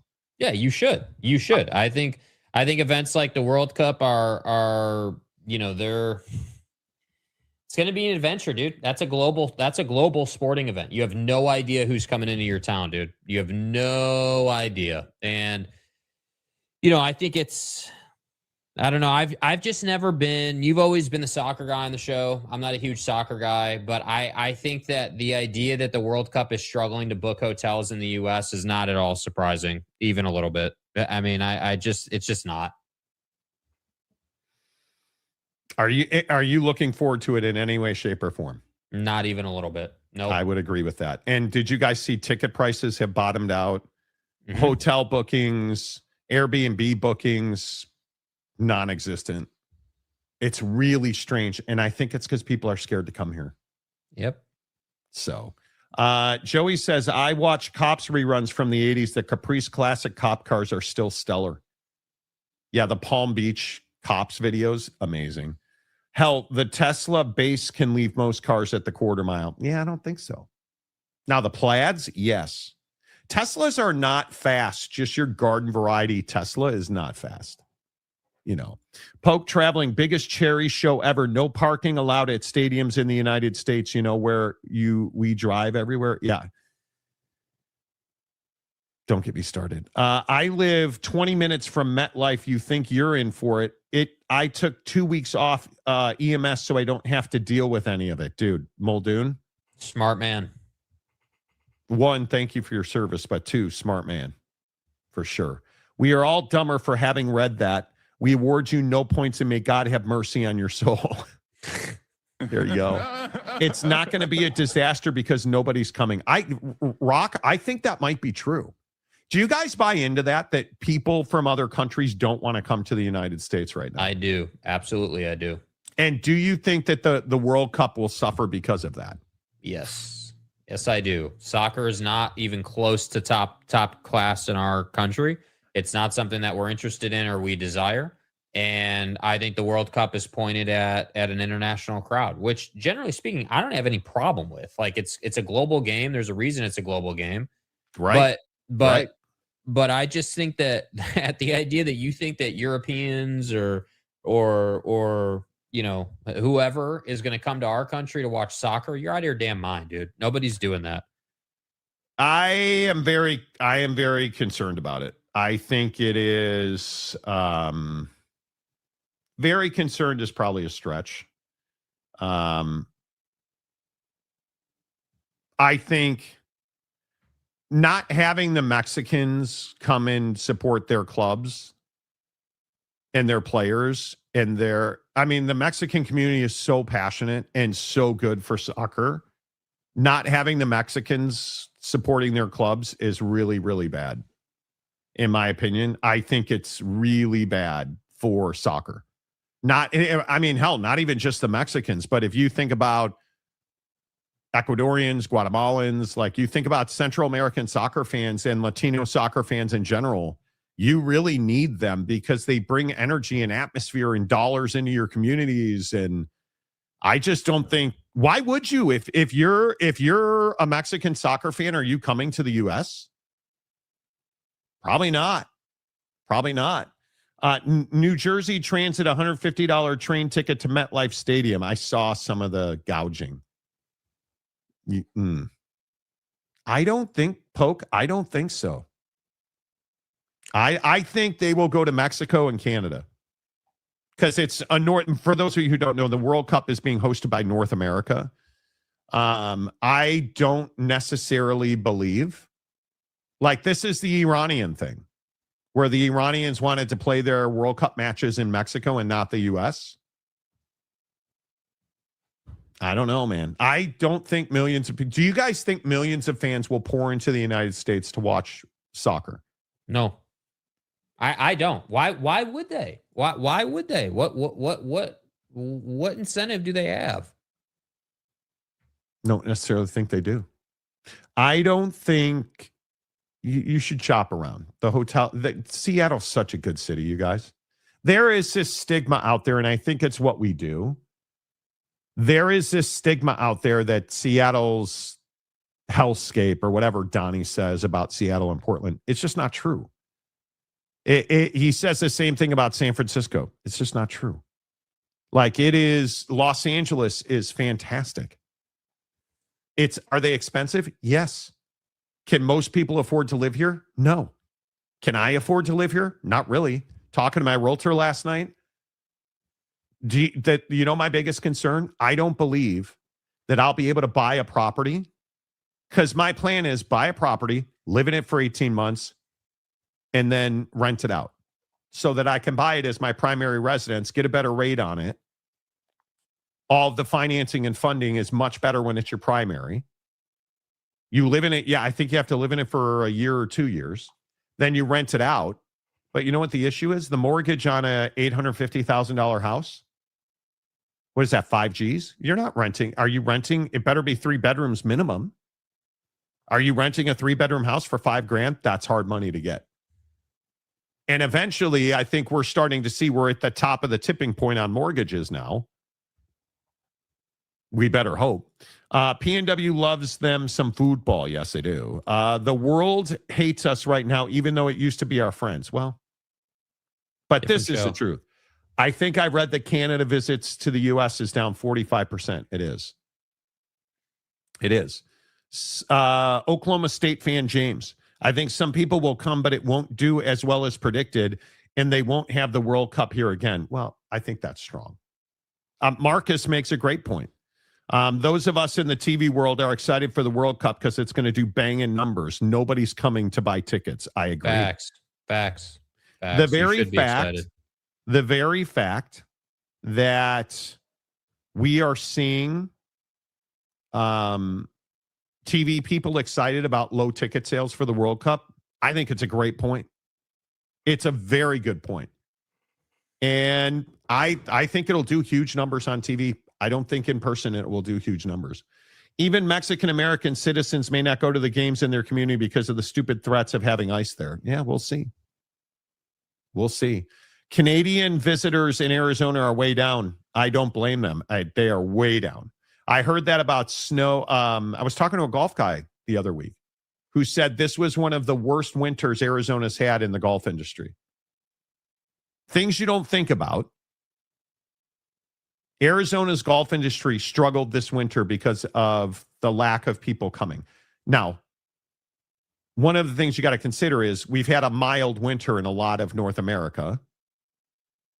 But even still, like one of the biggest migration routes in the winter is Calgary to Scottsdale. That made Jake and I untowards amount of money, like tens of thousands of dollars in money we made on that when we lived in Scottsdale. Hell, millions of dollars at that point. Calgary to Scottsdale this year was down 40-something%. And that's just Calgary. So, yeah, it's rough. It's not ideal. I think demand is very, very high, but was immediately chopped at the knees when scalpers and transit authority got involved. I don't think that's the main driver of why it's low. And I'm not trying to get into politics, man, but that's not the main one. I am looking forward to the disaster that is the new grass and lack of curtains at the Death Star here in DFW. What is he doing? Bro will never learn his lesson with that, dude. Ever. What are you doing? Screwing your wide receivers in the end zone again? Like, I don't know how you have an indoor stadium and you don't put curtains on the windows, dude. Like, how does that happen? You know how it happens? I don't know how it happens. Jerry's going to Jerry. That's how. Yeah, Marcus is exactly right. Fans always want their sport. They just don't want their sport where it's being played. Yeah, 100%. Could not agree more. So they take the old iPhone out, they open YouTube TV, and they pull out Fox. Yeah. Mexicans won't come to the United States because they play their games in Mexico. Well, you should check what the bracket looks like. Check what the bracket looks like. I love Portland and San Francisco. San Francisco is a great town. It really is. Delaric, not millions, but maybe a million. Okay. World Cup. You see what FIFA had to do to the Chiefs Stadium in Kansas City. Had to take out seats to widen the field to make it up to soccer standard size. Millions of dollars in renovations. They signed up for it. All the stadiums had to be made over. Look at what they did in DFW, Duffy. Yeah. You had to raise the event floor at Jarrah World. Well, here's what's really rich too. The idea that the Chiefs are doing that to their stadium while also moving stadium sites, I think is incredible. You know, like you're talking about, you know, the location where their building is currently that's just not where they're going to be, but they're still investing in this. So I'm telling you, it's not a chore for them. They're investing in it. The problem will be when their building's empty and there's a soccer game happening and they're not able to pay for all the renovations from profit. They have to pay for that just out of their pocket. Yeah. Yeah, I think it's tough. And you look at just looking at the teams, obviously the U.S. plays in the U.S. Seattle, June 19th is when it opens. So we're less than a month away now. Yeah. Then it's Los Angeles, Brazil and Morocco play in New York, New Jersey on June 13th. You look at I mean, they're big names. I think Germany's playing in Houston. I mean, the Saudis against Uruguay is in Miami. Spain plays in Atlanta. Iran and New Zealand play in Los Angeles. Like Belgium plays in Seattle on June 15th. Scotland and Brazil and Miami on June 24th. Like, these are huge games, dude. Yeah. Huge games. And I'm pretty sure I want to say even like the round of 32 is in the United States. So, and isn't the final at MetLife? I'm pretty sure the final is at MetLife. So, yeah, I would say you're gonna have to listen. I'm not trying to be a jerk about it, you guys, but at some point you're gonna have to figure out that, yeah, it's in New Jersey. It's in New Jersey in July 19th, 2 months from yesterday, is when the final is done. So I'm going to say if the Mexicans want to win a World Cup, they got to go to New Jersey. So Brazil will show up. They always show up. Neymar's coming. Yeah, how about Neymar sobbing about being named to the team? People coming for the World Cup be like Towley going to Washington, D.C. Well, you're not wrong. Muldoon, your mayor said Seattle doesn't need millionaires or big business. That always ends well. No, it doesn't. She's a scumbag and should be replaced. She should be impeached. We have a terrible mayor in Seattle. Terrible. U.S. team needs to at least make a knockout round for people here to care. Totally agree. Totally agree. Brandon Butler, hello. No one wants to come to the U.S. right now. I have family who have restaurants in Park City. Bad snow and current climate. No one is traveling here. It's brutal. Yep. The travel and entertainment industries, Park City.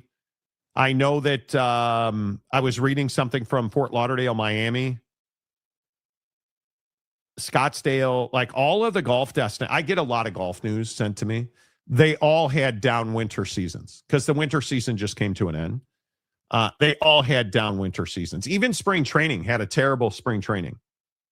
Terrible spring training. Attendance at spring training this year was not ideal. Yeah. So I agree, Brandon. If you think it's just scalpers when it comes to international tourists who are rich enough to be able to come here, then you're not paying attention or you're in denial. Truth. Canadian visitors to Vegas are down. Vegas seems to be taking a beating no matter what. It's wild to me. Didn't FIFA put a new real grass playing surface in Cowboys Stadium and at SoFi too? Everywhere. They only make the women's soccer teams play on turf. AstroTurf, you know. All but one stadium had to remove all advertising that wasn't a World Cup sponsor. Correct.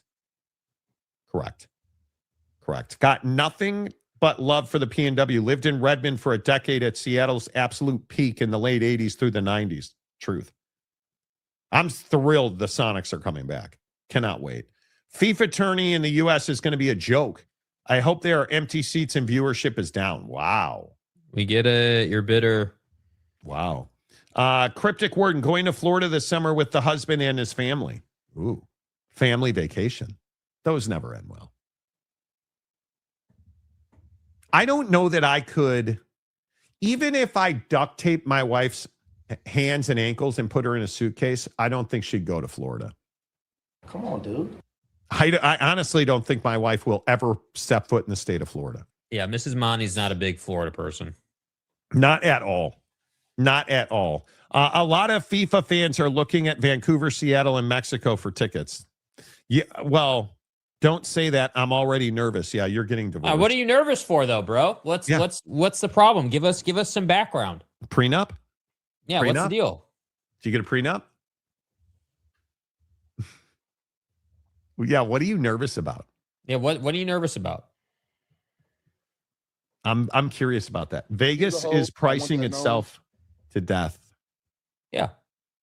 Yes. Vegas has to learn how to get younger, dude. They're playing to the wrong crowd. You can't keep playing to baby boomers and Gen X and think that you're going to continue to thrive. Hey. You got to get to millennials and Gen Z. No, you don't. Do you guys understand? Do you understand what group of scumbags millennials are?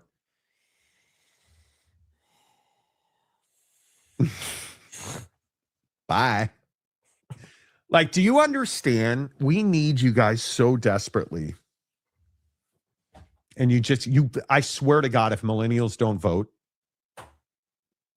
you know, staycation in Cave Creek. Yep. Florida in the summer equals swamp ass. Yep. It's human.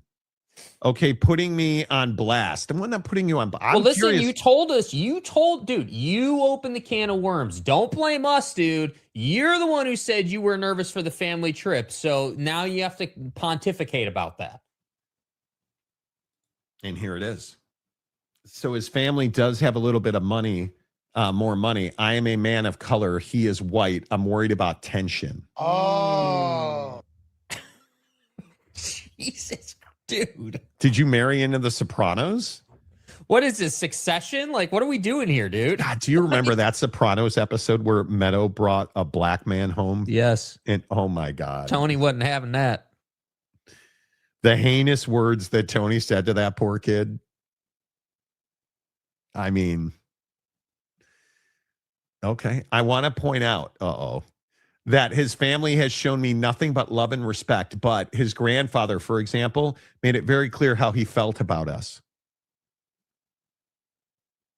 That's tough, dude. Old school. Well, first of all, hello, you're gay. So you're not going to fit in with old white guys. What's up, big bro? You know.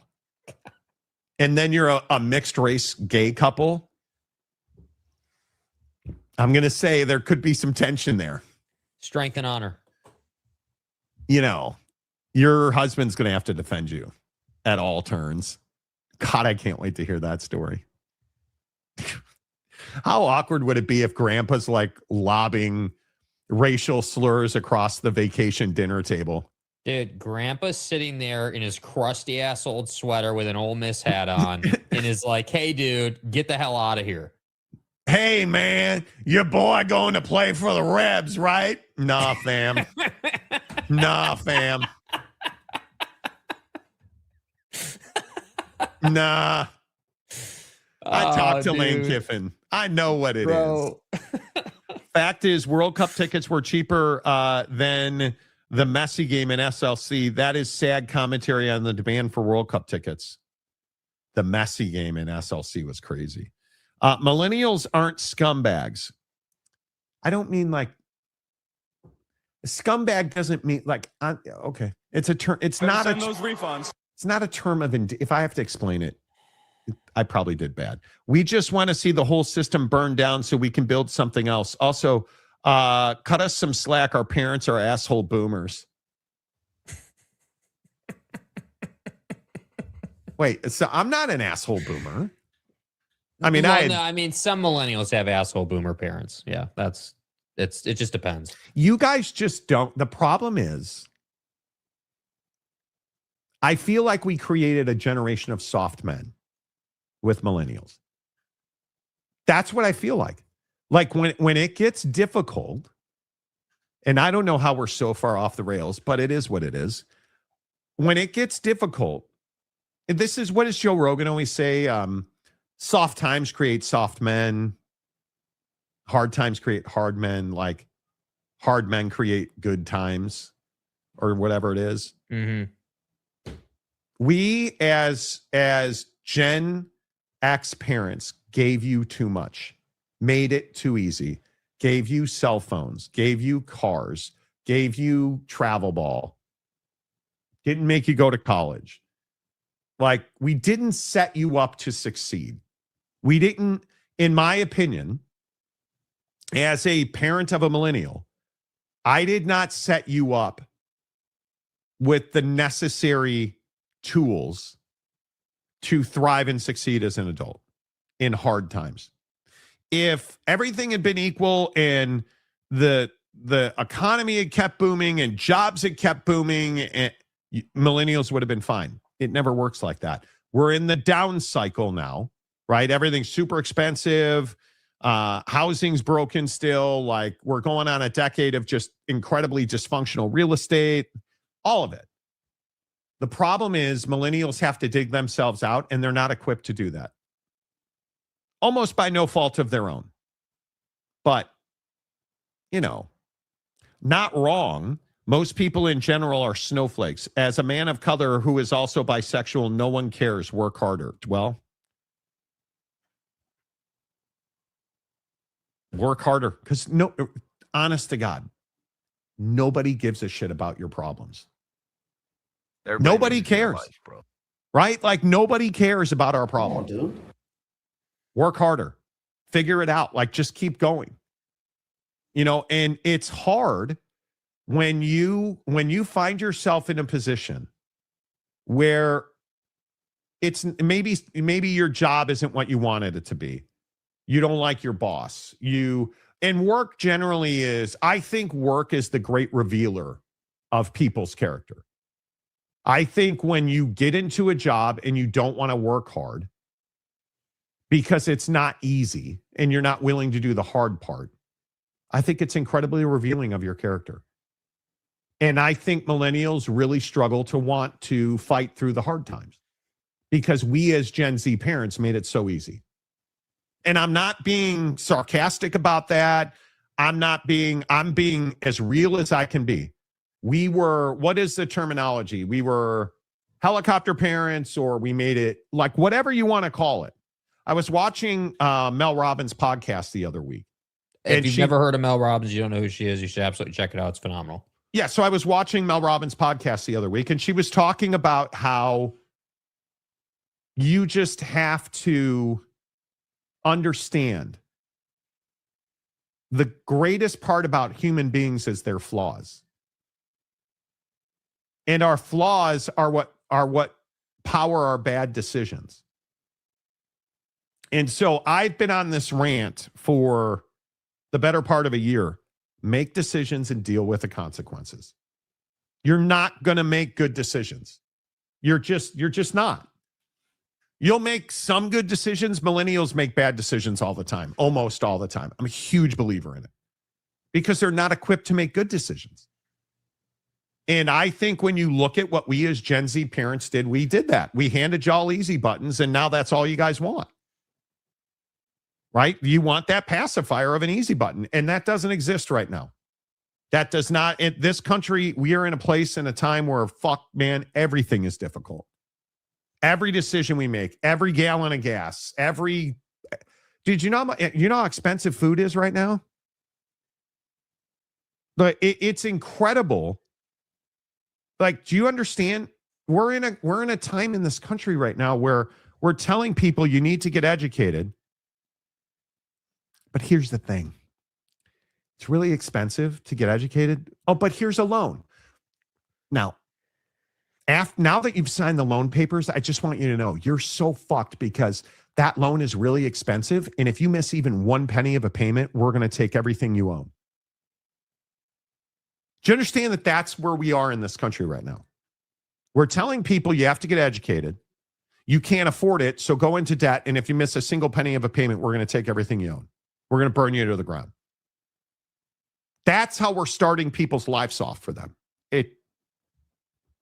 So instead now of making everything way too easy, now we've gone the exact opposite. And you can't afford a car, you can't afford a house, you can't afford to rent an apartment, you can't afford to feed yourself, and your white in-laws that are very old hate you because you're gay and you're black. Okay. Pretty much sums up the show today, guys. All right. We'll talk to you later, right? You suck. Is this not a kaleidoscope of America on this show right now? Right? Good times, soft men. Hard times, strong men. Good time. Yes. Yes. Gen X helicopter parenting due to being latchkey kid didn't help either. Truth. Kids were never allowed to have hard times. We made a huge mistake in that. Hell, Jake never had a job. Well, how old were you when you got your first job? In high 20? school. No, I was in high school. Just after high school, after I graduated. So you weren't in high school? Yeah, just after I graduated. Yeah, just after I graduated. So 19 years old. Mm-hmm. Mistake.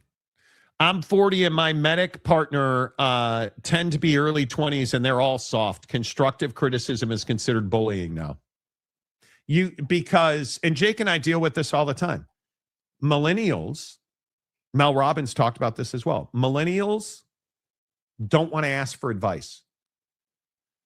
And why don't they want to ask for advice? Because they don't want the truth.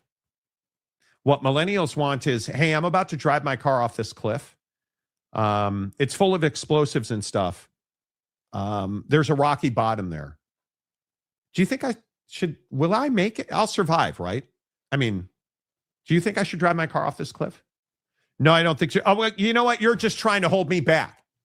That's what it is. And Jake and I deal with this. Jake does not want my advice. Jake wants a pat on the back, but that's what the world's become. Right? The problem is, as parents, I'm 53. I've made huge mistakes in my life. I should be able to say, you probably want to do that in the toilet and not on the floor. And you'll still go on the floor and be like, why didn't you tell me to do it? make decisions. And this is what I say now: make decisions and deal with the consequences of those decisions. That's how you live life, right? Like, Gen X is a fabulous generation. There's a lot of greatness about Gen X. Parenting is not one of our strong suits. I have a ton of Gen X friends. And a lot of us have the same problem with our kids. It is what it is. James Lugansland. Hello, James. Monty, I would argue it's more Gen Z than millennials that are soft. Oh, I think here's how I would describe, and maybe it's just me. Generationally, Gen Z versus millennials, very interesting. I don't think Gen Z, oh man, that's so tough. I think Gen Z is living in a world that is just, everything's against them. When you're in your teens and 20s, you need support. Because you're going to have sex with the wrong people. You're probably going to ingest some things that, it's going to do some stuff. It's going to make you feel a certain types of way. You're going to say things. You're going to say, think about what a Gen Zer is exposed to. Sex, drugs, pornography, really bad news. Gen Zers should never turn on the TV. Just don't do it. Don't watch the news. You don't. But don't watch the news. Your sports are broken. You and your girlfriend are incredibly dysfunctional. And again, what do Gen Zs and millennial have in common? You can't afford a house. You can't afford rent. You're having trouble making money. You can't eat. You can't afford gas. And man, you don't want to buy a car right now. Yeah, but we're soft. We're terrible. So No. Yeah. See, you can't. That's what you can't do. Uh-huh. You can't be defensive. I'm not being defensive. I'm just saying I think it's a juxtaposition. No, it's not. It's really reality. It's real. Like, I grew up, and I've talked about this on the show. I did not have, from the time I turned 16 to today, I haven't had family support of my own. My in-laws are great. Like, my wife's great. I don't have like parents, brothers, and sisters who are like, yeah, here, let me, like, I was homeless for a day. Did anybody say, hey, come sleep on my couch? Nope. Like, I didn't have support growing up. I made terrible decisions. Fuck, bro. I had a child when I was 21 years old. Who are we kidding? 20 years old. Was I making good decisions? No. No, I was not. I job hopped a lot in my 20s. Now, I worked in radio, and did I always make good decisions? No. Didn't own my first house until I was in my 40s. Right? Like, I didn't always make the good decisions, but you know what I got fortunate with? I understood that I needed a partner that was really strong. I needed a partner that was the best of my worst, and vice versa. Like, you look at, I was reading an article that I almost sent to Jake the other day, and I was really, you guys, I was proud of myself. I was proud of myself. I didn't thumb Jake in the brown eye with this article about dating and relationships for millennials, because it's not good. The codependency amongst millennials is incredible. But my point is, what has made me the husband, father, friend that I am today is my relationship with my wife. There is nothing that I protect more than my relationship with my wife. Why am I not playing golf tomorrow night? Because we were going to go play golf. I canceled golf. You know what I did? I made us a dinner reservation instead. One, it's cheaper. And two, that more fills the soul cup for my wife than playing golf on a Friday night does. There's nothing I protect more than my relationship with my wife. Because I don't know a life. I've been married for 25 years. I don't know a life without my wife in it. And that's one of the main things. So when we talk about the reality of of our world, you better pick the right dance partner. Because if you don't pick the right dance partner, good luck, dude. Marcus said, sitting here with my son, he says you're stupid. And all you're doing is preaching to young people. This is the problem with America. It's the old folks preaching to the young people. Am I preaching at young people? If that's how you take it, maybe that's a perspective issue. I would say it is. Because I don't think I'm sitting here preaching at anybody. I'm telling you, the person that you pick in this life will make or break your life. The decisions you and that person make and your ability to deal with the consequences of those decisions will make or break your life. It's as simple as I can make it. Because we as parents, I don't misunderstand me, because Marcus is asking me, hey, do you really think you were a bad parent? I'm not saying I was a bad parent. I don't think I was a bad parent. I think I set a really strong relationship example. I think I set an example of trying to go and do things, and you're not always going to succeed, but I think what I did is I gave my child too much too early. Too many phones, too many Jordans, too many baseball gloves, too many go work at Taco Bell all summer. Because I will tell you, as much as I joke, I worked at Taco Bell, I think, for 3 days. Round Lake Beach, Illinois, summer of 1990, I think. For one reason, I was chasing a girl. But dude, working at Taco Bell that summer for those 3 days taught me more about how much jobs suck than anything else. You can't have everything handed to you and think we're setting you up, because we're not. Millennials are all about ad hominem. What do you mean?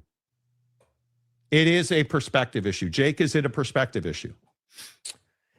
I mean, it's impossible for us not to have different perspectives, right? I mean, that's just the nature of life. Like, that's the nature of me being born, 20 years or whatever, 30 years behind you or whatever it is. So, I mean, I think that's just, of course, there's going to be different perspectives. I think that, yeah, I would agree that we're in the down portion of the cycle. I think that there's a part of the conversation where, like, yeah, sure, if you could go back, would you change some things about what you did with me? Sure. I'm sure you would. At the same time, it's the not only, like the only thing I would change, I'd make you have a job every summer in high school, and I would have made you go to college. Because I think one of the things that is really important is we have to give our young people basic skills. We have to give our young people basic skills. Learn to read, learn to write, learn to think business-wise. That's the only thing I would change. If I could go back, would I still buy you Under Armour cleats twice a year, every year? Yes. Would I make sure that you had, Jake was a baseball player, would I make sure you had the nicest glove? Yes. And I always did, right? Probably much to the death, but I wouldn't change that. I would make you learn how to make money much earlier in your life, because I think it is a skill. But there you go. Yeah, I think it's a skill too. And I also think that there's a part of it where I think that I think that we disagree sometimes on, like, how well or not well my generation's doing or not doing, or how well we're doing with the adversity that we have in front of us, and the skills that we're learning or not learning, or picking up or not picking up. Like, I think that So to answer the question, yeah, I think there is definitely, I wouldn't call perspective an issue. I think saying it's an issue, that's not really the word that I would use. I would just say it's a difference in perspective. It's the difference between being, in a advantageous financial position when a pandemic hits versus being 7 to 10 years behind that and having to work through that and being set back a little bit and having to figure out how to remake up that ground. And I just think it's just, there's just a difference in it. And I think that one of the best things that you can do is you don't know like talk about something other than how millennials are in debt and everyone thinks that they're doing horribly. Like, I don't think that we're doing horribly. I just think that we're in debt. We're in the low point of the cycle. Like, we're grinding right now. And every generation has had to do that at some point in their life. Like, that's part of life. Is you're going to have that decade where the economy sucks. The president, don't care what you think of him, is not helping your average day American right now. Like, the numbers say that. That's not my opinion. You have a bunch of stuff that is adversity right now. So we're grinding right now. But that doesn't mean that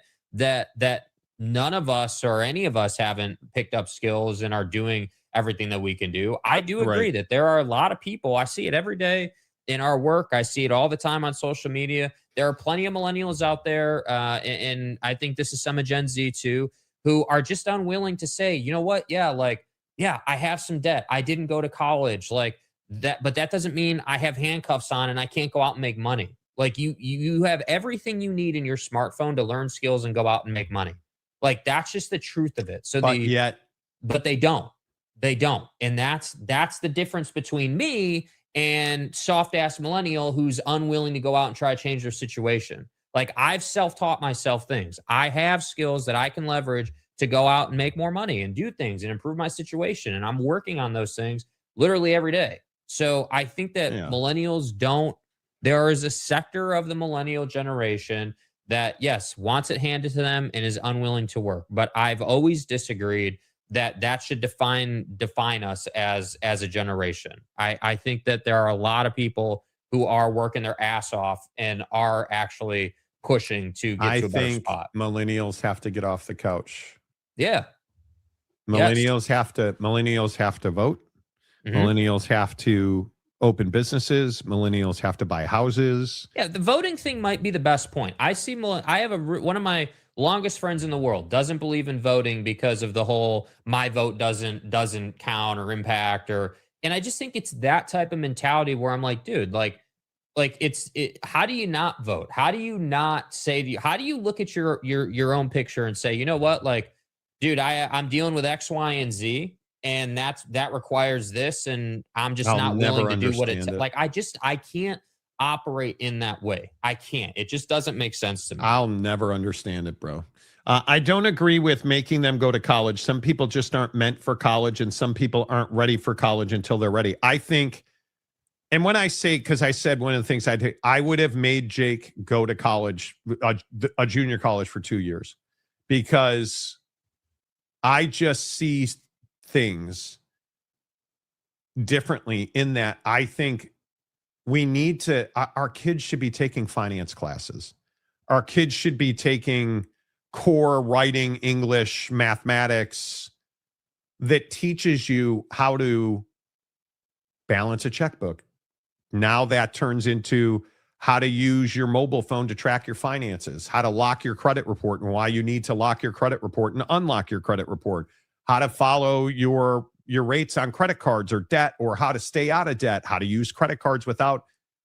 We don't teach our kids any of that. We don't teach our kids the value of $1. And I think that's what basic skills do. Because the first time you ever make a fuckload of money, it changes you. And there's a lot of people who never make that.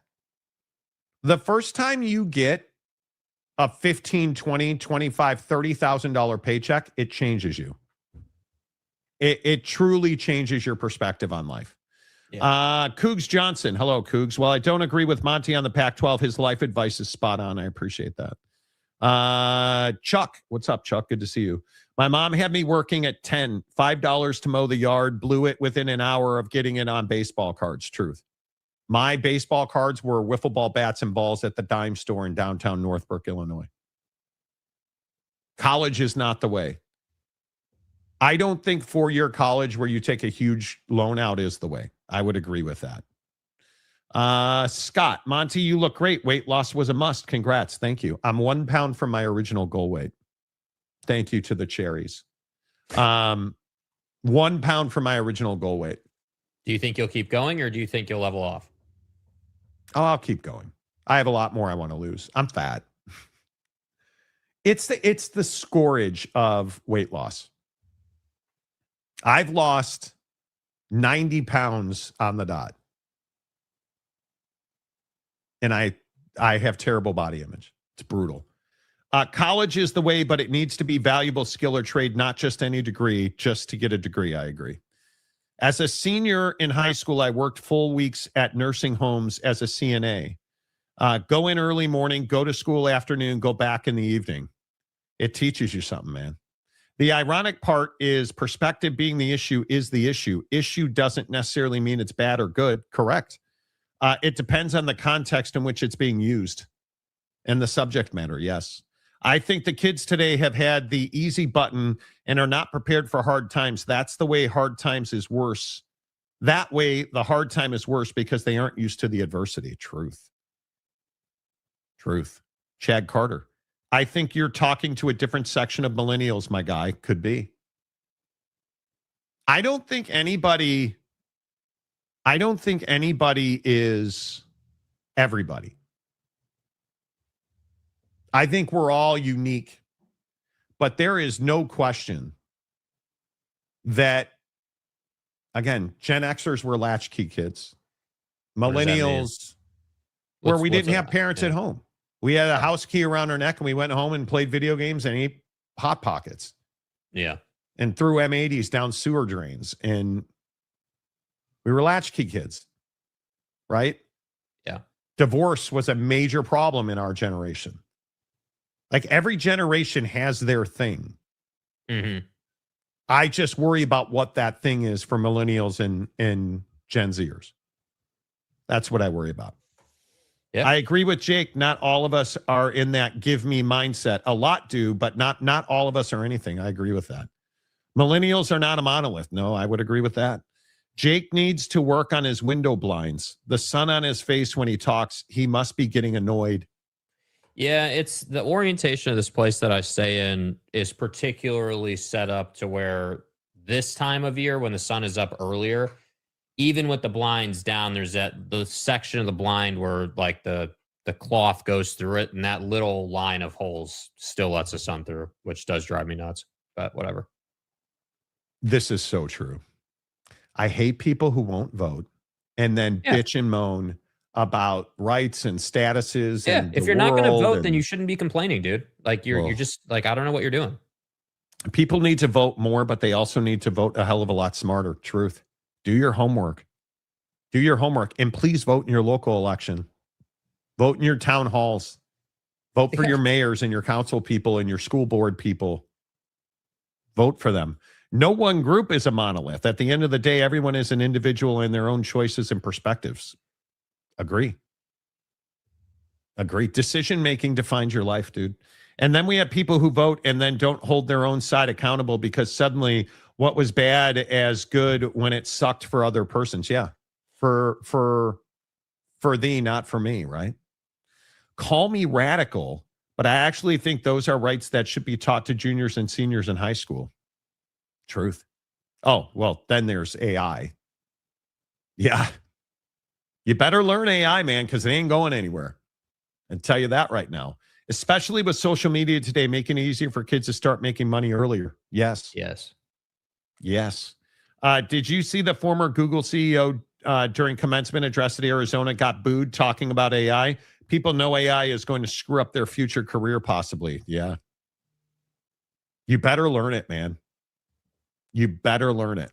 Clog code is the next wave, and it's out there. Yes. Kids need to stop the Starbucks and other daily life sucking activities like social media, Netflix, and Judge Judy. What is sucking people's time? That's scrolling.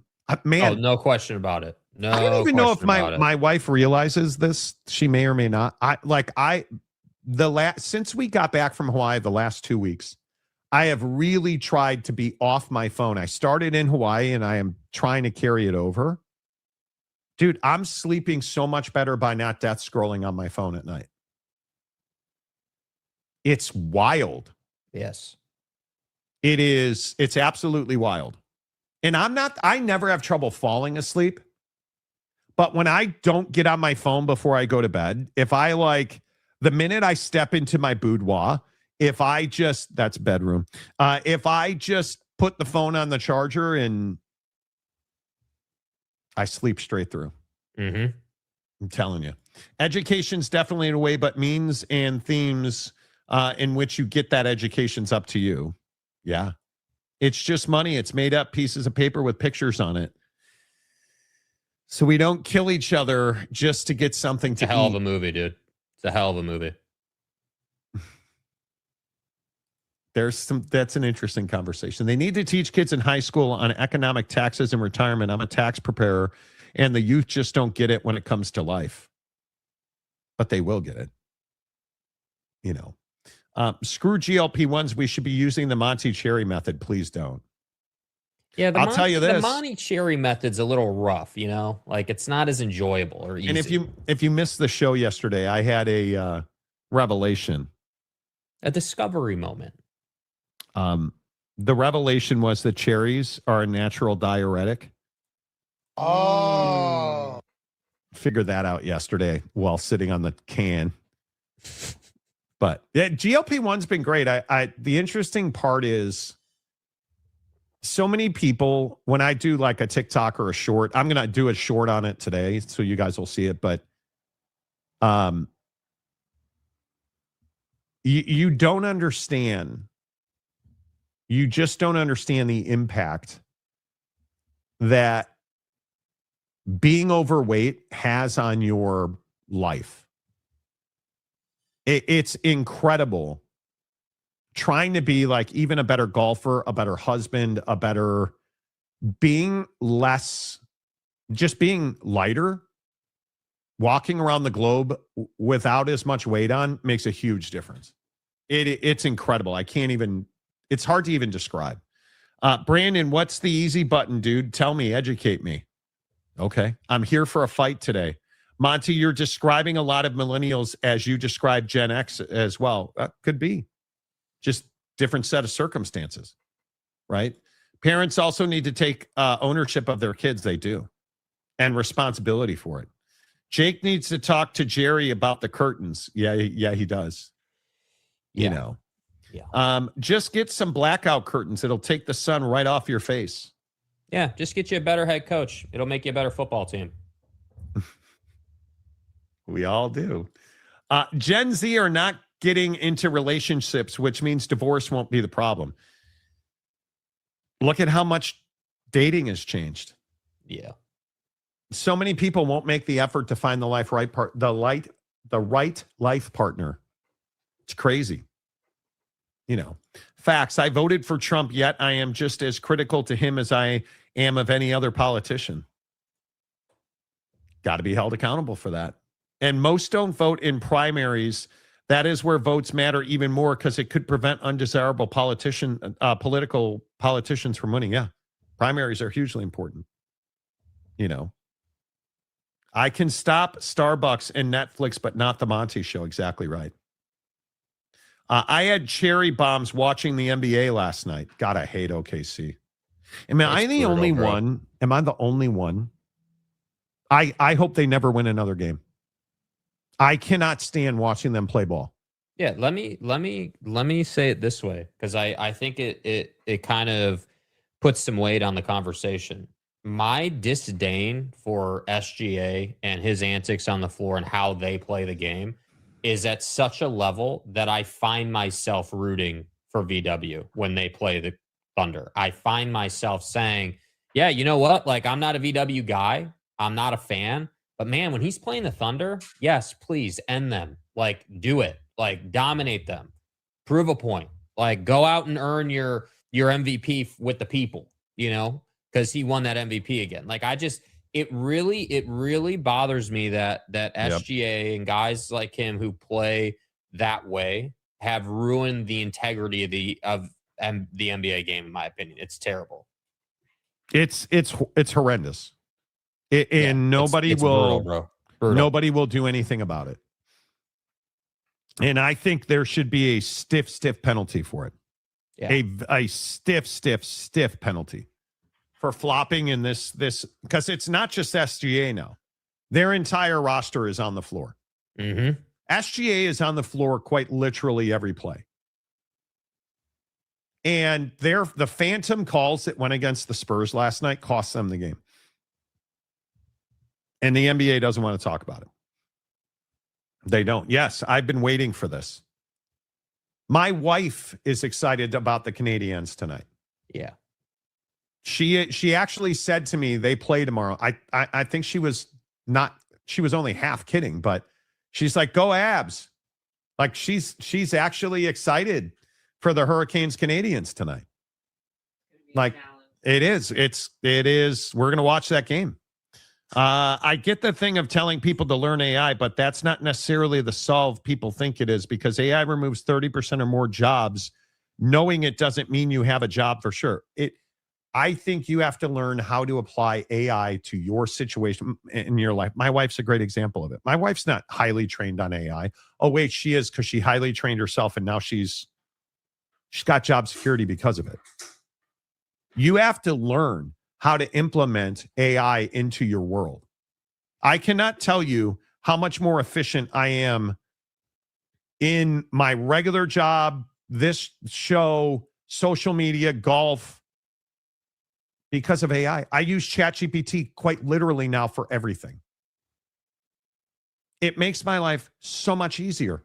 Could not for the life of me remember the cooking temperature of a turkey burger at lunch yesterday. ChatGPT. I need SEO for my show today. ChatGPT. Hey, write me a cover letter for this job. ChatGPT. Like, it's not difficult, man. Like, you need to learn how to use it. Damn, Jake was on that one. Yeah, you know. Oh, look, TJ back 2 days in a row. Jake, ladies is a stud. She is successful. Jake's lady is a stud. She is successful with an amazing athlete. And I would have to say, way to pick a good one, Jake. Thanks, TJ. There you go. Is it really the Thunder, or is it just whoever is the best player in the league at the moment you hate? No, it's the Thunder. No, it's the Thunder, because SGA is not the best player in the league at all. It's pervasive on the Thunder roster. Yeah. It is pervasive. Zuckerberg and me track their employee keystrokes to help train their AI, and then fired 10,000 of them because of AI efficiency. Could be. Yes, I think that takes place in corporate America, dude. But at the same time, you also have to have a willingness to go out and put yourself in a position that's immune to being laid off in the corporate world, and that can be being in a position that AI can't replicate. That could be having your own business. I mean, there's a lot of different ways to go about it. But if you think that if you're Bob in accounting, yeah, you might want to start working on another skill, because AI is coming for those skills that like data entry. AI is coming for that, dude. It's happening. Like there's a lot of jobs where that'll take place, but AI can also be your best friend. It can also be the thing that makes you thousands of dollars a month, helps you be more efficient in the day-to-day, and helps you grow your business. So I just think it's, again, people look at AI as we humanize AI, but the reality is it's a tool just like anything else has ever been. And you're either going to hop on board and learn that tool, or you're not. You're going to get left behind.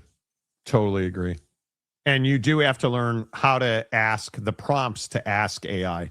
Yes. I use it for my e-commerce stuff, and it makes a huge, do you know how much money ChatGPT saves me on e-commerce, like on my Amazon store? Like this, I'm about to launch a new product on Amazon. The photos that I'll create for that will all be in ChatGPT. I'm going to give it a photo on a white background. It's going to put it in X, Y, and Z positions, much like, nudes. But anyway, the point is, come on, dude. It'll save me between $800 and $1,200 on Photo Suite, because I don't have to send it to somebody else who's going to it'll make me infographics. Correct. PCA should change his name to PC AAA, playing like hot ass, and he's still better than Kyle Tucker. All of Canada's Stanley Cup hopes are with Montreal. Yeah, and that's not high hopes. Is Wemby better this year? Maybe he should do another summer with the I mean, I think he's better this year. Yeah, I think he's better this improving. year. He's Yeah. not durable yet. And you can still get him if you put little dudes in his feet, you can still get him. Yeah.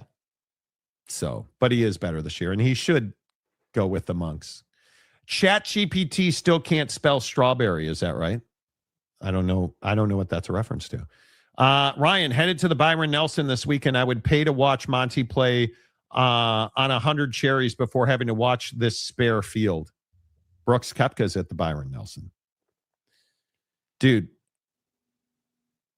Yeah. All I want to do is play golf. I have not been to the range. I haven't hit a golf ball since I think Sunday, maybe Saturday, and it's brutal. I don't have high hopes for this weekend because I just have not we're had already time. headed into the round. I'm going to try and go to the range tonight, but I don't have high hopes for my time. Mm-hmm. So, exactly. It's just a tool. If you're not going to teach yourself how to utilize that tool, that's on you. Yes. You have to learn how to put the prompts in. Luckily, I work in higher ed, and universities are usually one of the last entities to adopt technology. Exactly. Facts, bro. That's facts, man. And donuts. My daughter is an anomaly. She is in her master's program and is a top woman rally crosser in her race Evo on the West Coast. That's cool, bro. That's interesting. Millennials and Gen Zers are in debt and worthless degrees, keeping academics who got worthless degrees when they were young, gainfully employed. Well, I still don't understand the genealogy degree that Katie got. Right? If my kid came to me and said I want to go to college, I would be like vocational, finance, or law. Those would be the three I push. You want to be a plumber? You want to learn electrician? You want to go learn a vocation? Go learn a trade. Pay that man his money. People are always going to eat cherries, so they need somebody to unstock the sewer drain, right? Yep. When you break that sewer pipe, hey, man, buy a hydrojet rig. Go good. I was looking at something the other day that said still the number one business startup for teenagers is power washing. Yes. I've never thought to start a power washing business. Dude, you know why? Because it's simple. It's easy. It's work in the sense it's hard work, but the business of it is easy. Like $400 or $500 a house, 5 of those houses a day, 22 days a month, you're rolling. Yeah. And I say more power to you. Played a great course on Lake Erie last weekend, shot an 88. Nice. Nice, dude. That's a good round. There was that video going around last week about what makes a good golfer. What do you have to shoot to be considered a good golfer? Yeah, what do you think of that? I think it's anything under 90. Yeah. I routinely shoot in the 80s. My best right now is middle 70s. Yeah, I think anything under 90, you're a serviceable, I can enjoy golfing with you golfer, right? I mean, if you're 90 plus, that just means that one portion of your game is just awful, that you can't like a lot of people are good with their driver, let's say, in their irons, but they can't chip. And so they wind up hitting 3, 4, 5 chips just to get on, which obviously racks up a bunch of strokes on their card. Yep. So, I mean, yeah, I would to shoot in the 80s regularly. You can still 3-putt. Trust me, I know. But you have to be good from the tee, and you have to be good with your approach shots. And that's where it is. So off the tee and within 100 yards. I'm telling you, we can get into a discussion about the second shot, but I'm telling you, off the tee and inside 100 is critical. Yeah. I saved so many strokes because I have made myself a much better short game player.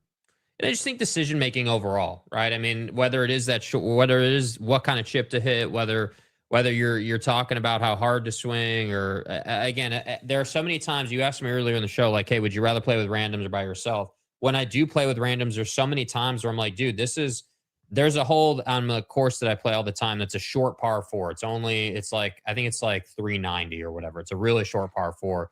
You can easily hit just an iron off the tee and have a nice little 140-yard shot in, no problem. but people want to hit driver there and be like 30 yards away from the green. And it's like, yeah, but you hit it off into the yonder to the right, and now you're making a 7 when you should have made a 4. Like that's the problem in golf, man. The decision making typically just isn't good enough to keep you in the 80s. Yeah, but yeah, I think if you regularly shoot 80s, you're good. On a 390 par 4, give me a 5 wood. Yeah. Like give me a 250-yard 5 wood. We're gonna knock that down all day. What could you score if you were in the fairway on every hole? That's what I always tell people. Hey, if you break the game of golf down like that, if you're in the fairway off the tee each and every time, what does that do to your scorecard? Like that obviously puts you in a better position. Yeah. Yeah. Look, AI is bad. We have many movies showing this. Plus, Will Smith warned us about robots. Robots are going to eat everybody. Your third leg was just phenomenal. Go to a community college, start an oil company, and become a billionaire. Then spend $5 million on a QB who is betting on a hot dog eating contest. Pay that man his money. That like Ryan Duffy is well done, dude. James says, I'm a chemist, college professor, and I am a millennial. Not all millennials are going for worthless degrees. No, not all millennials are doing anything. Yeah. It's a majority of. Monty, don't forget to stretch out properly before the range. I'm still recovering from walking 18 from last Saturday. Yeah. I'm old. You know what the nice thing about playing golf in Hawaii was? Dude, it was so easy to get loose. Yeah. It was so easy to get loose. And just, I'm telling you. There are ASMR YouTube channels that get tens of thousands of views watching power washing. I'll never understand it. Nick D says, I'll say anything from 75 to 95 is a good golfer. Now, I think if you're 90 to 100, you're hitting and hoping a lot. Yeah. 90 to 100, you're not you can be enjoyable to play with if you're shooting that, but you're not a good golfer if you're 90 plus. You need to be, I would say good golf range is 75 to 85. For me, like if I'm over 85, that means I had a couple of really clunker holes. Like I had a couple of 7s on the card that I just had a really rough time getting to the green. So that's why I say like, I'm not someone who regularly shoots in the 70s at all. But I regularly I'll shoot like 82 to 84, and that's typically a good day. And a lot of those are like 3 putts on the green. I'm just not a great putter. So I mean, again, if you take the putter out of it, yeah, I'm probably a high 70s player that kills myself on the green constantly. Yeah, there you go. Yeah, YouTube channels where YouTubers will power wash or cut lawns for free because they get paid by the numbers of views while still helping someone. Yeah. Yeah, dude. I've seen that. Yeah. Is what it is. Your third leg. Haha. That's a good show. Honestly, I'm telling you, your third leg was amazing. Your third leg was just phenomenal. Amazing. Monty, I've been mentoring a bunch of Gen Z young men, and when I ask them their goals, it's usually to be rich and famous. Wow. How many, dude, when I was a kid, I wanted to be a fireman. Then I wanted to be a lawyer. Then I wanted to be on the radio. How many 10-year-olds have a dream? How many 16-year-olds have a dream? I want to do lashes and brows is not a dream. Right? Like how many, like I just don't think people, it's just a different world now. It's just a different world, you know? I love this show. It's refreshing to talk about both sports and life stuff in fun, relaxed, safe spaces. I appreciate that, man. We try. ASMR, can we get a channel of Monty eating cherries? Dude. No. Instant commercial deals with Charmin, Pepto-Bismol, and Imodium. Never making that mistake again. Anything over plus 10 is a bad round. 5 aside is plenty. Yeah, I'm trying. I make so many stupid decisions on the golf course. That's why my scores have been better lately. I'm not making stupid decisions. I'm playing to the middle of most greens. You can't believe how many shots I save by just playing to the middle. Yeah, you just play the big part of the green and you 2-putt, and it just saves you so many shots. And I putt very well. That's a huge advantage for me. But I'm, and this is getting into the weeds. The golf ball matters. The golf ball matters. I played only TaylorMades in Hawaii. The golf ball matters. I can control a TaylorMade golf ball way better than.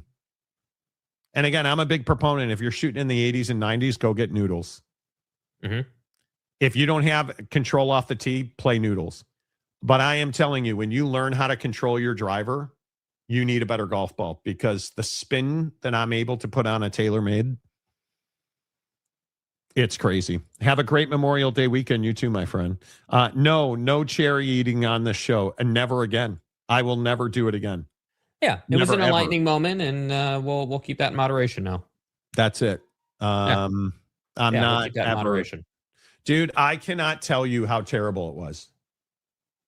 And I'm glad it's over. It's a quick death, right? It was an hour or two, but again, I went on a heater of eating cherries, like raw cherries. They're plentiful here in Washington. I went down the Pike Marketplace the other day, got a brown bag, 1 pound of cherries in it, crushed it in 3 days, and it crushed me for 3 days. Yesterday was the coup de grace. I honestly, during the show, could not control it. I think I got up 3 times, and the third time I was like, dude, I went and sat there and emptied out my soul, and then it's done. Hey, look here, man. I haven't eaten any cherries for 36 or 36 hours now. What do you know?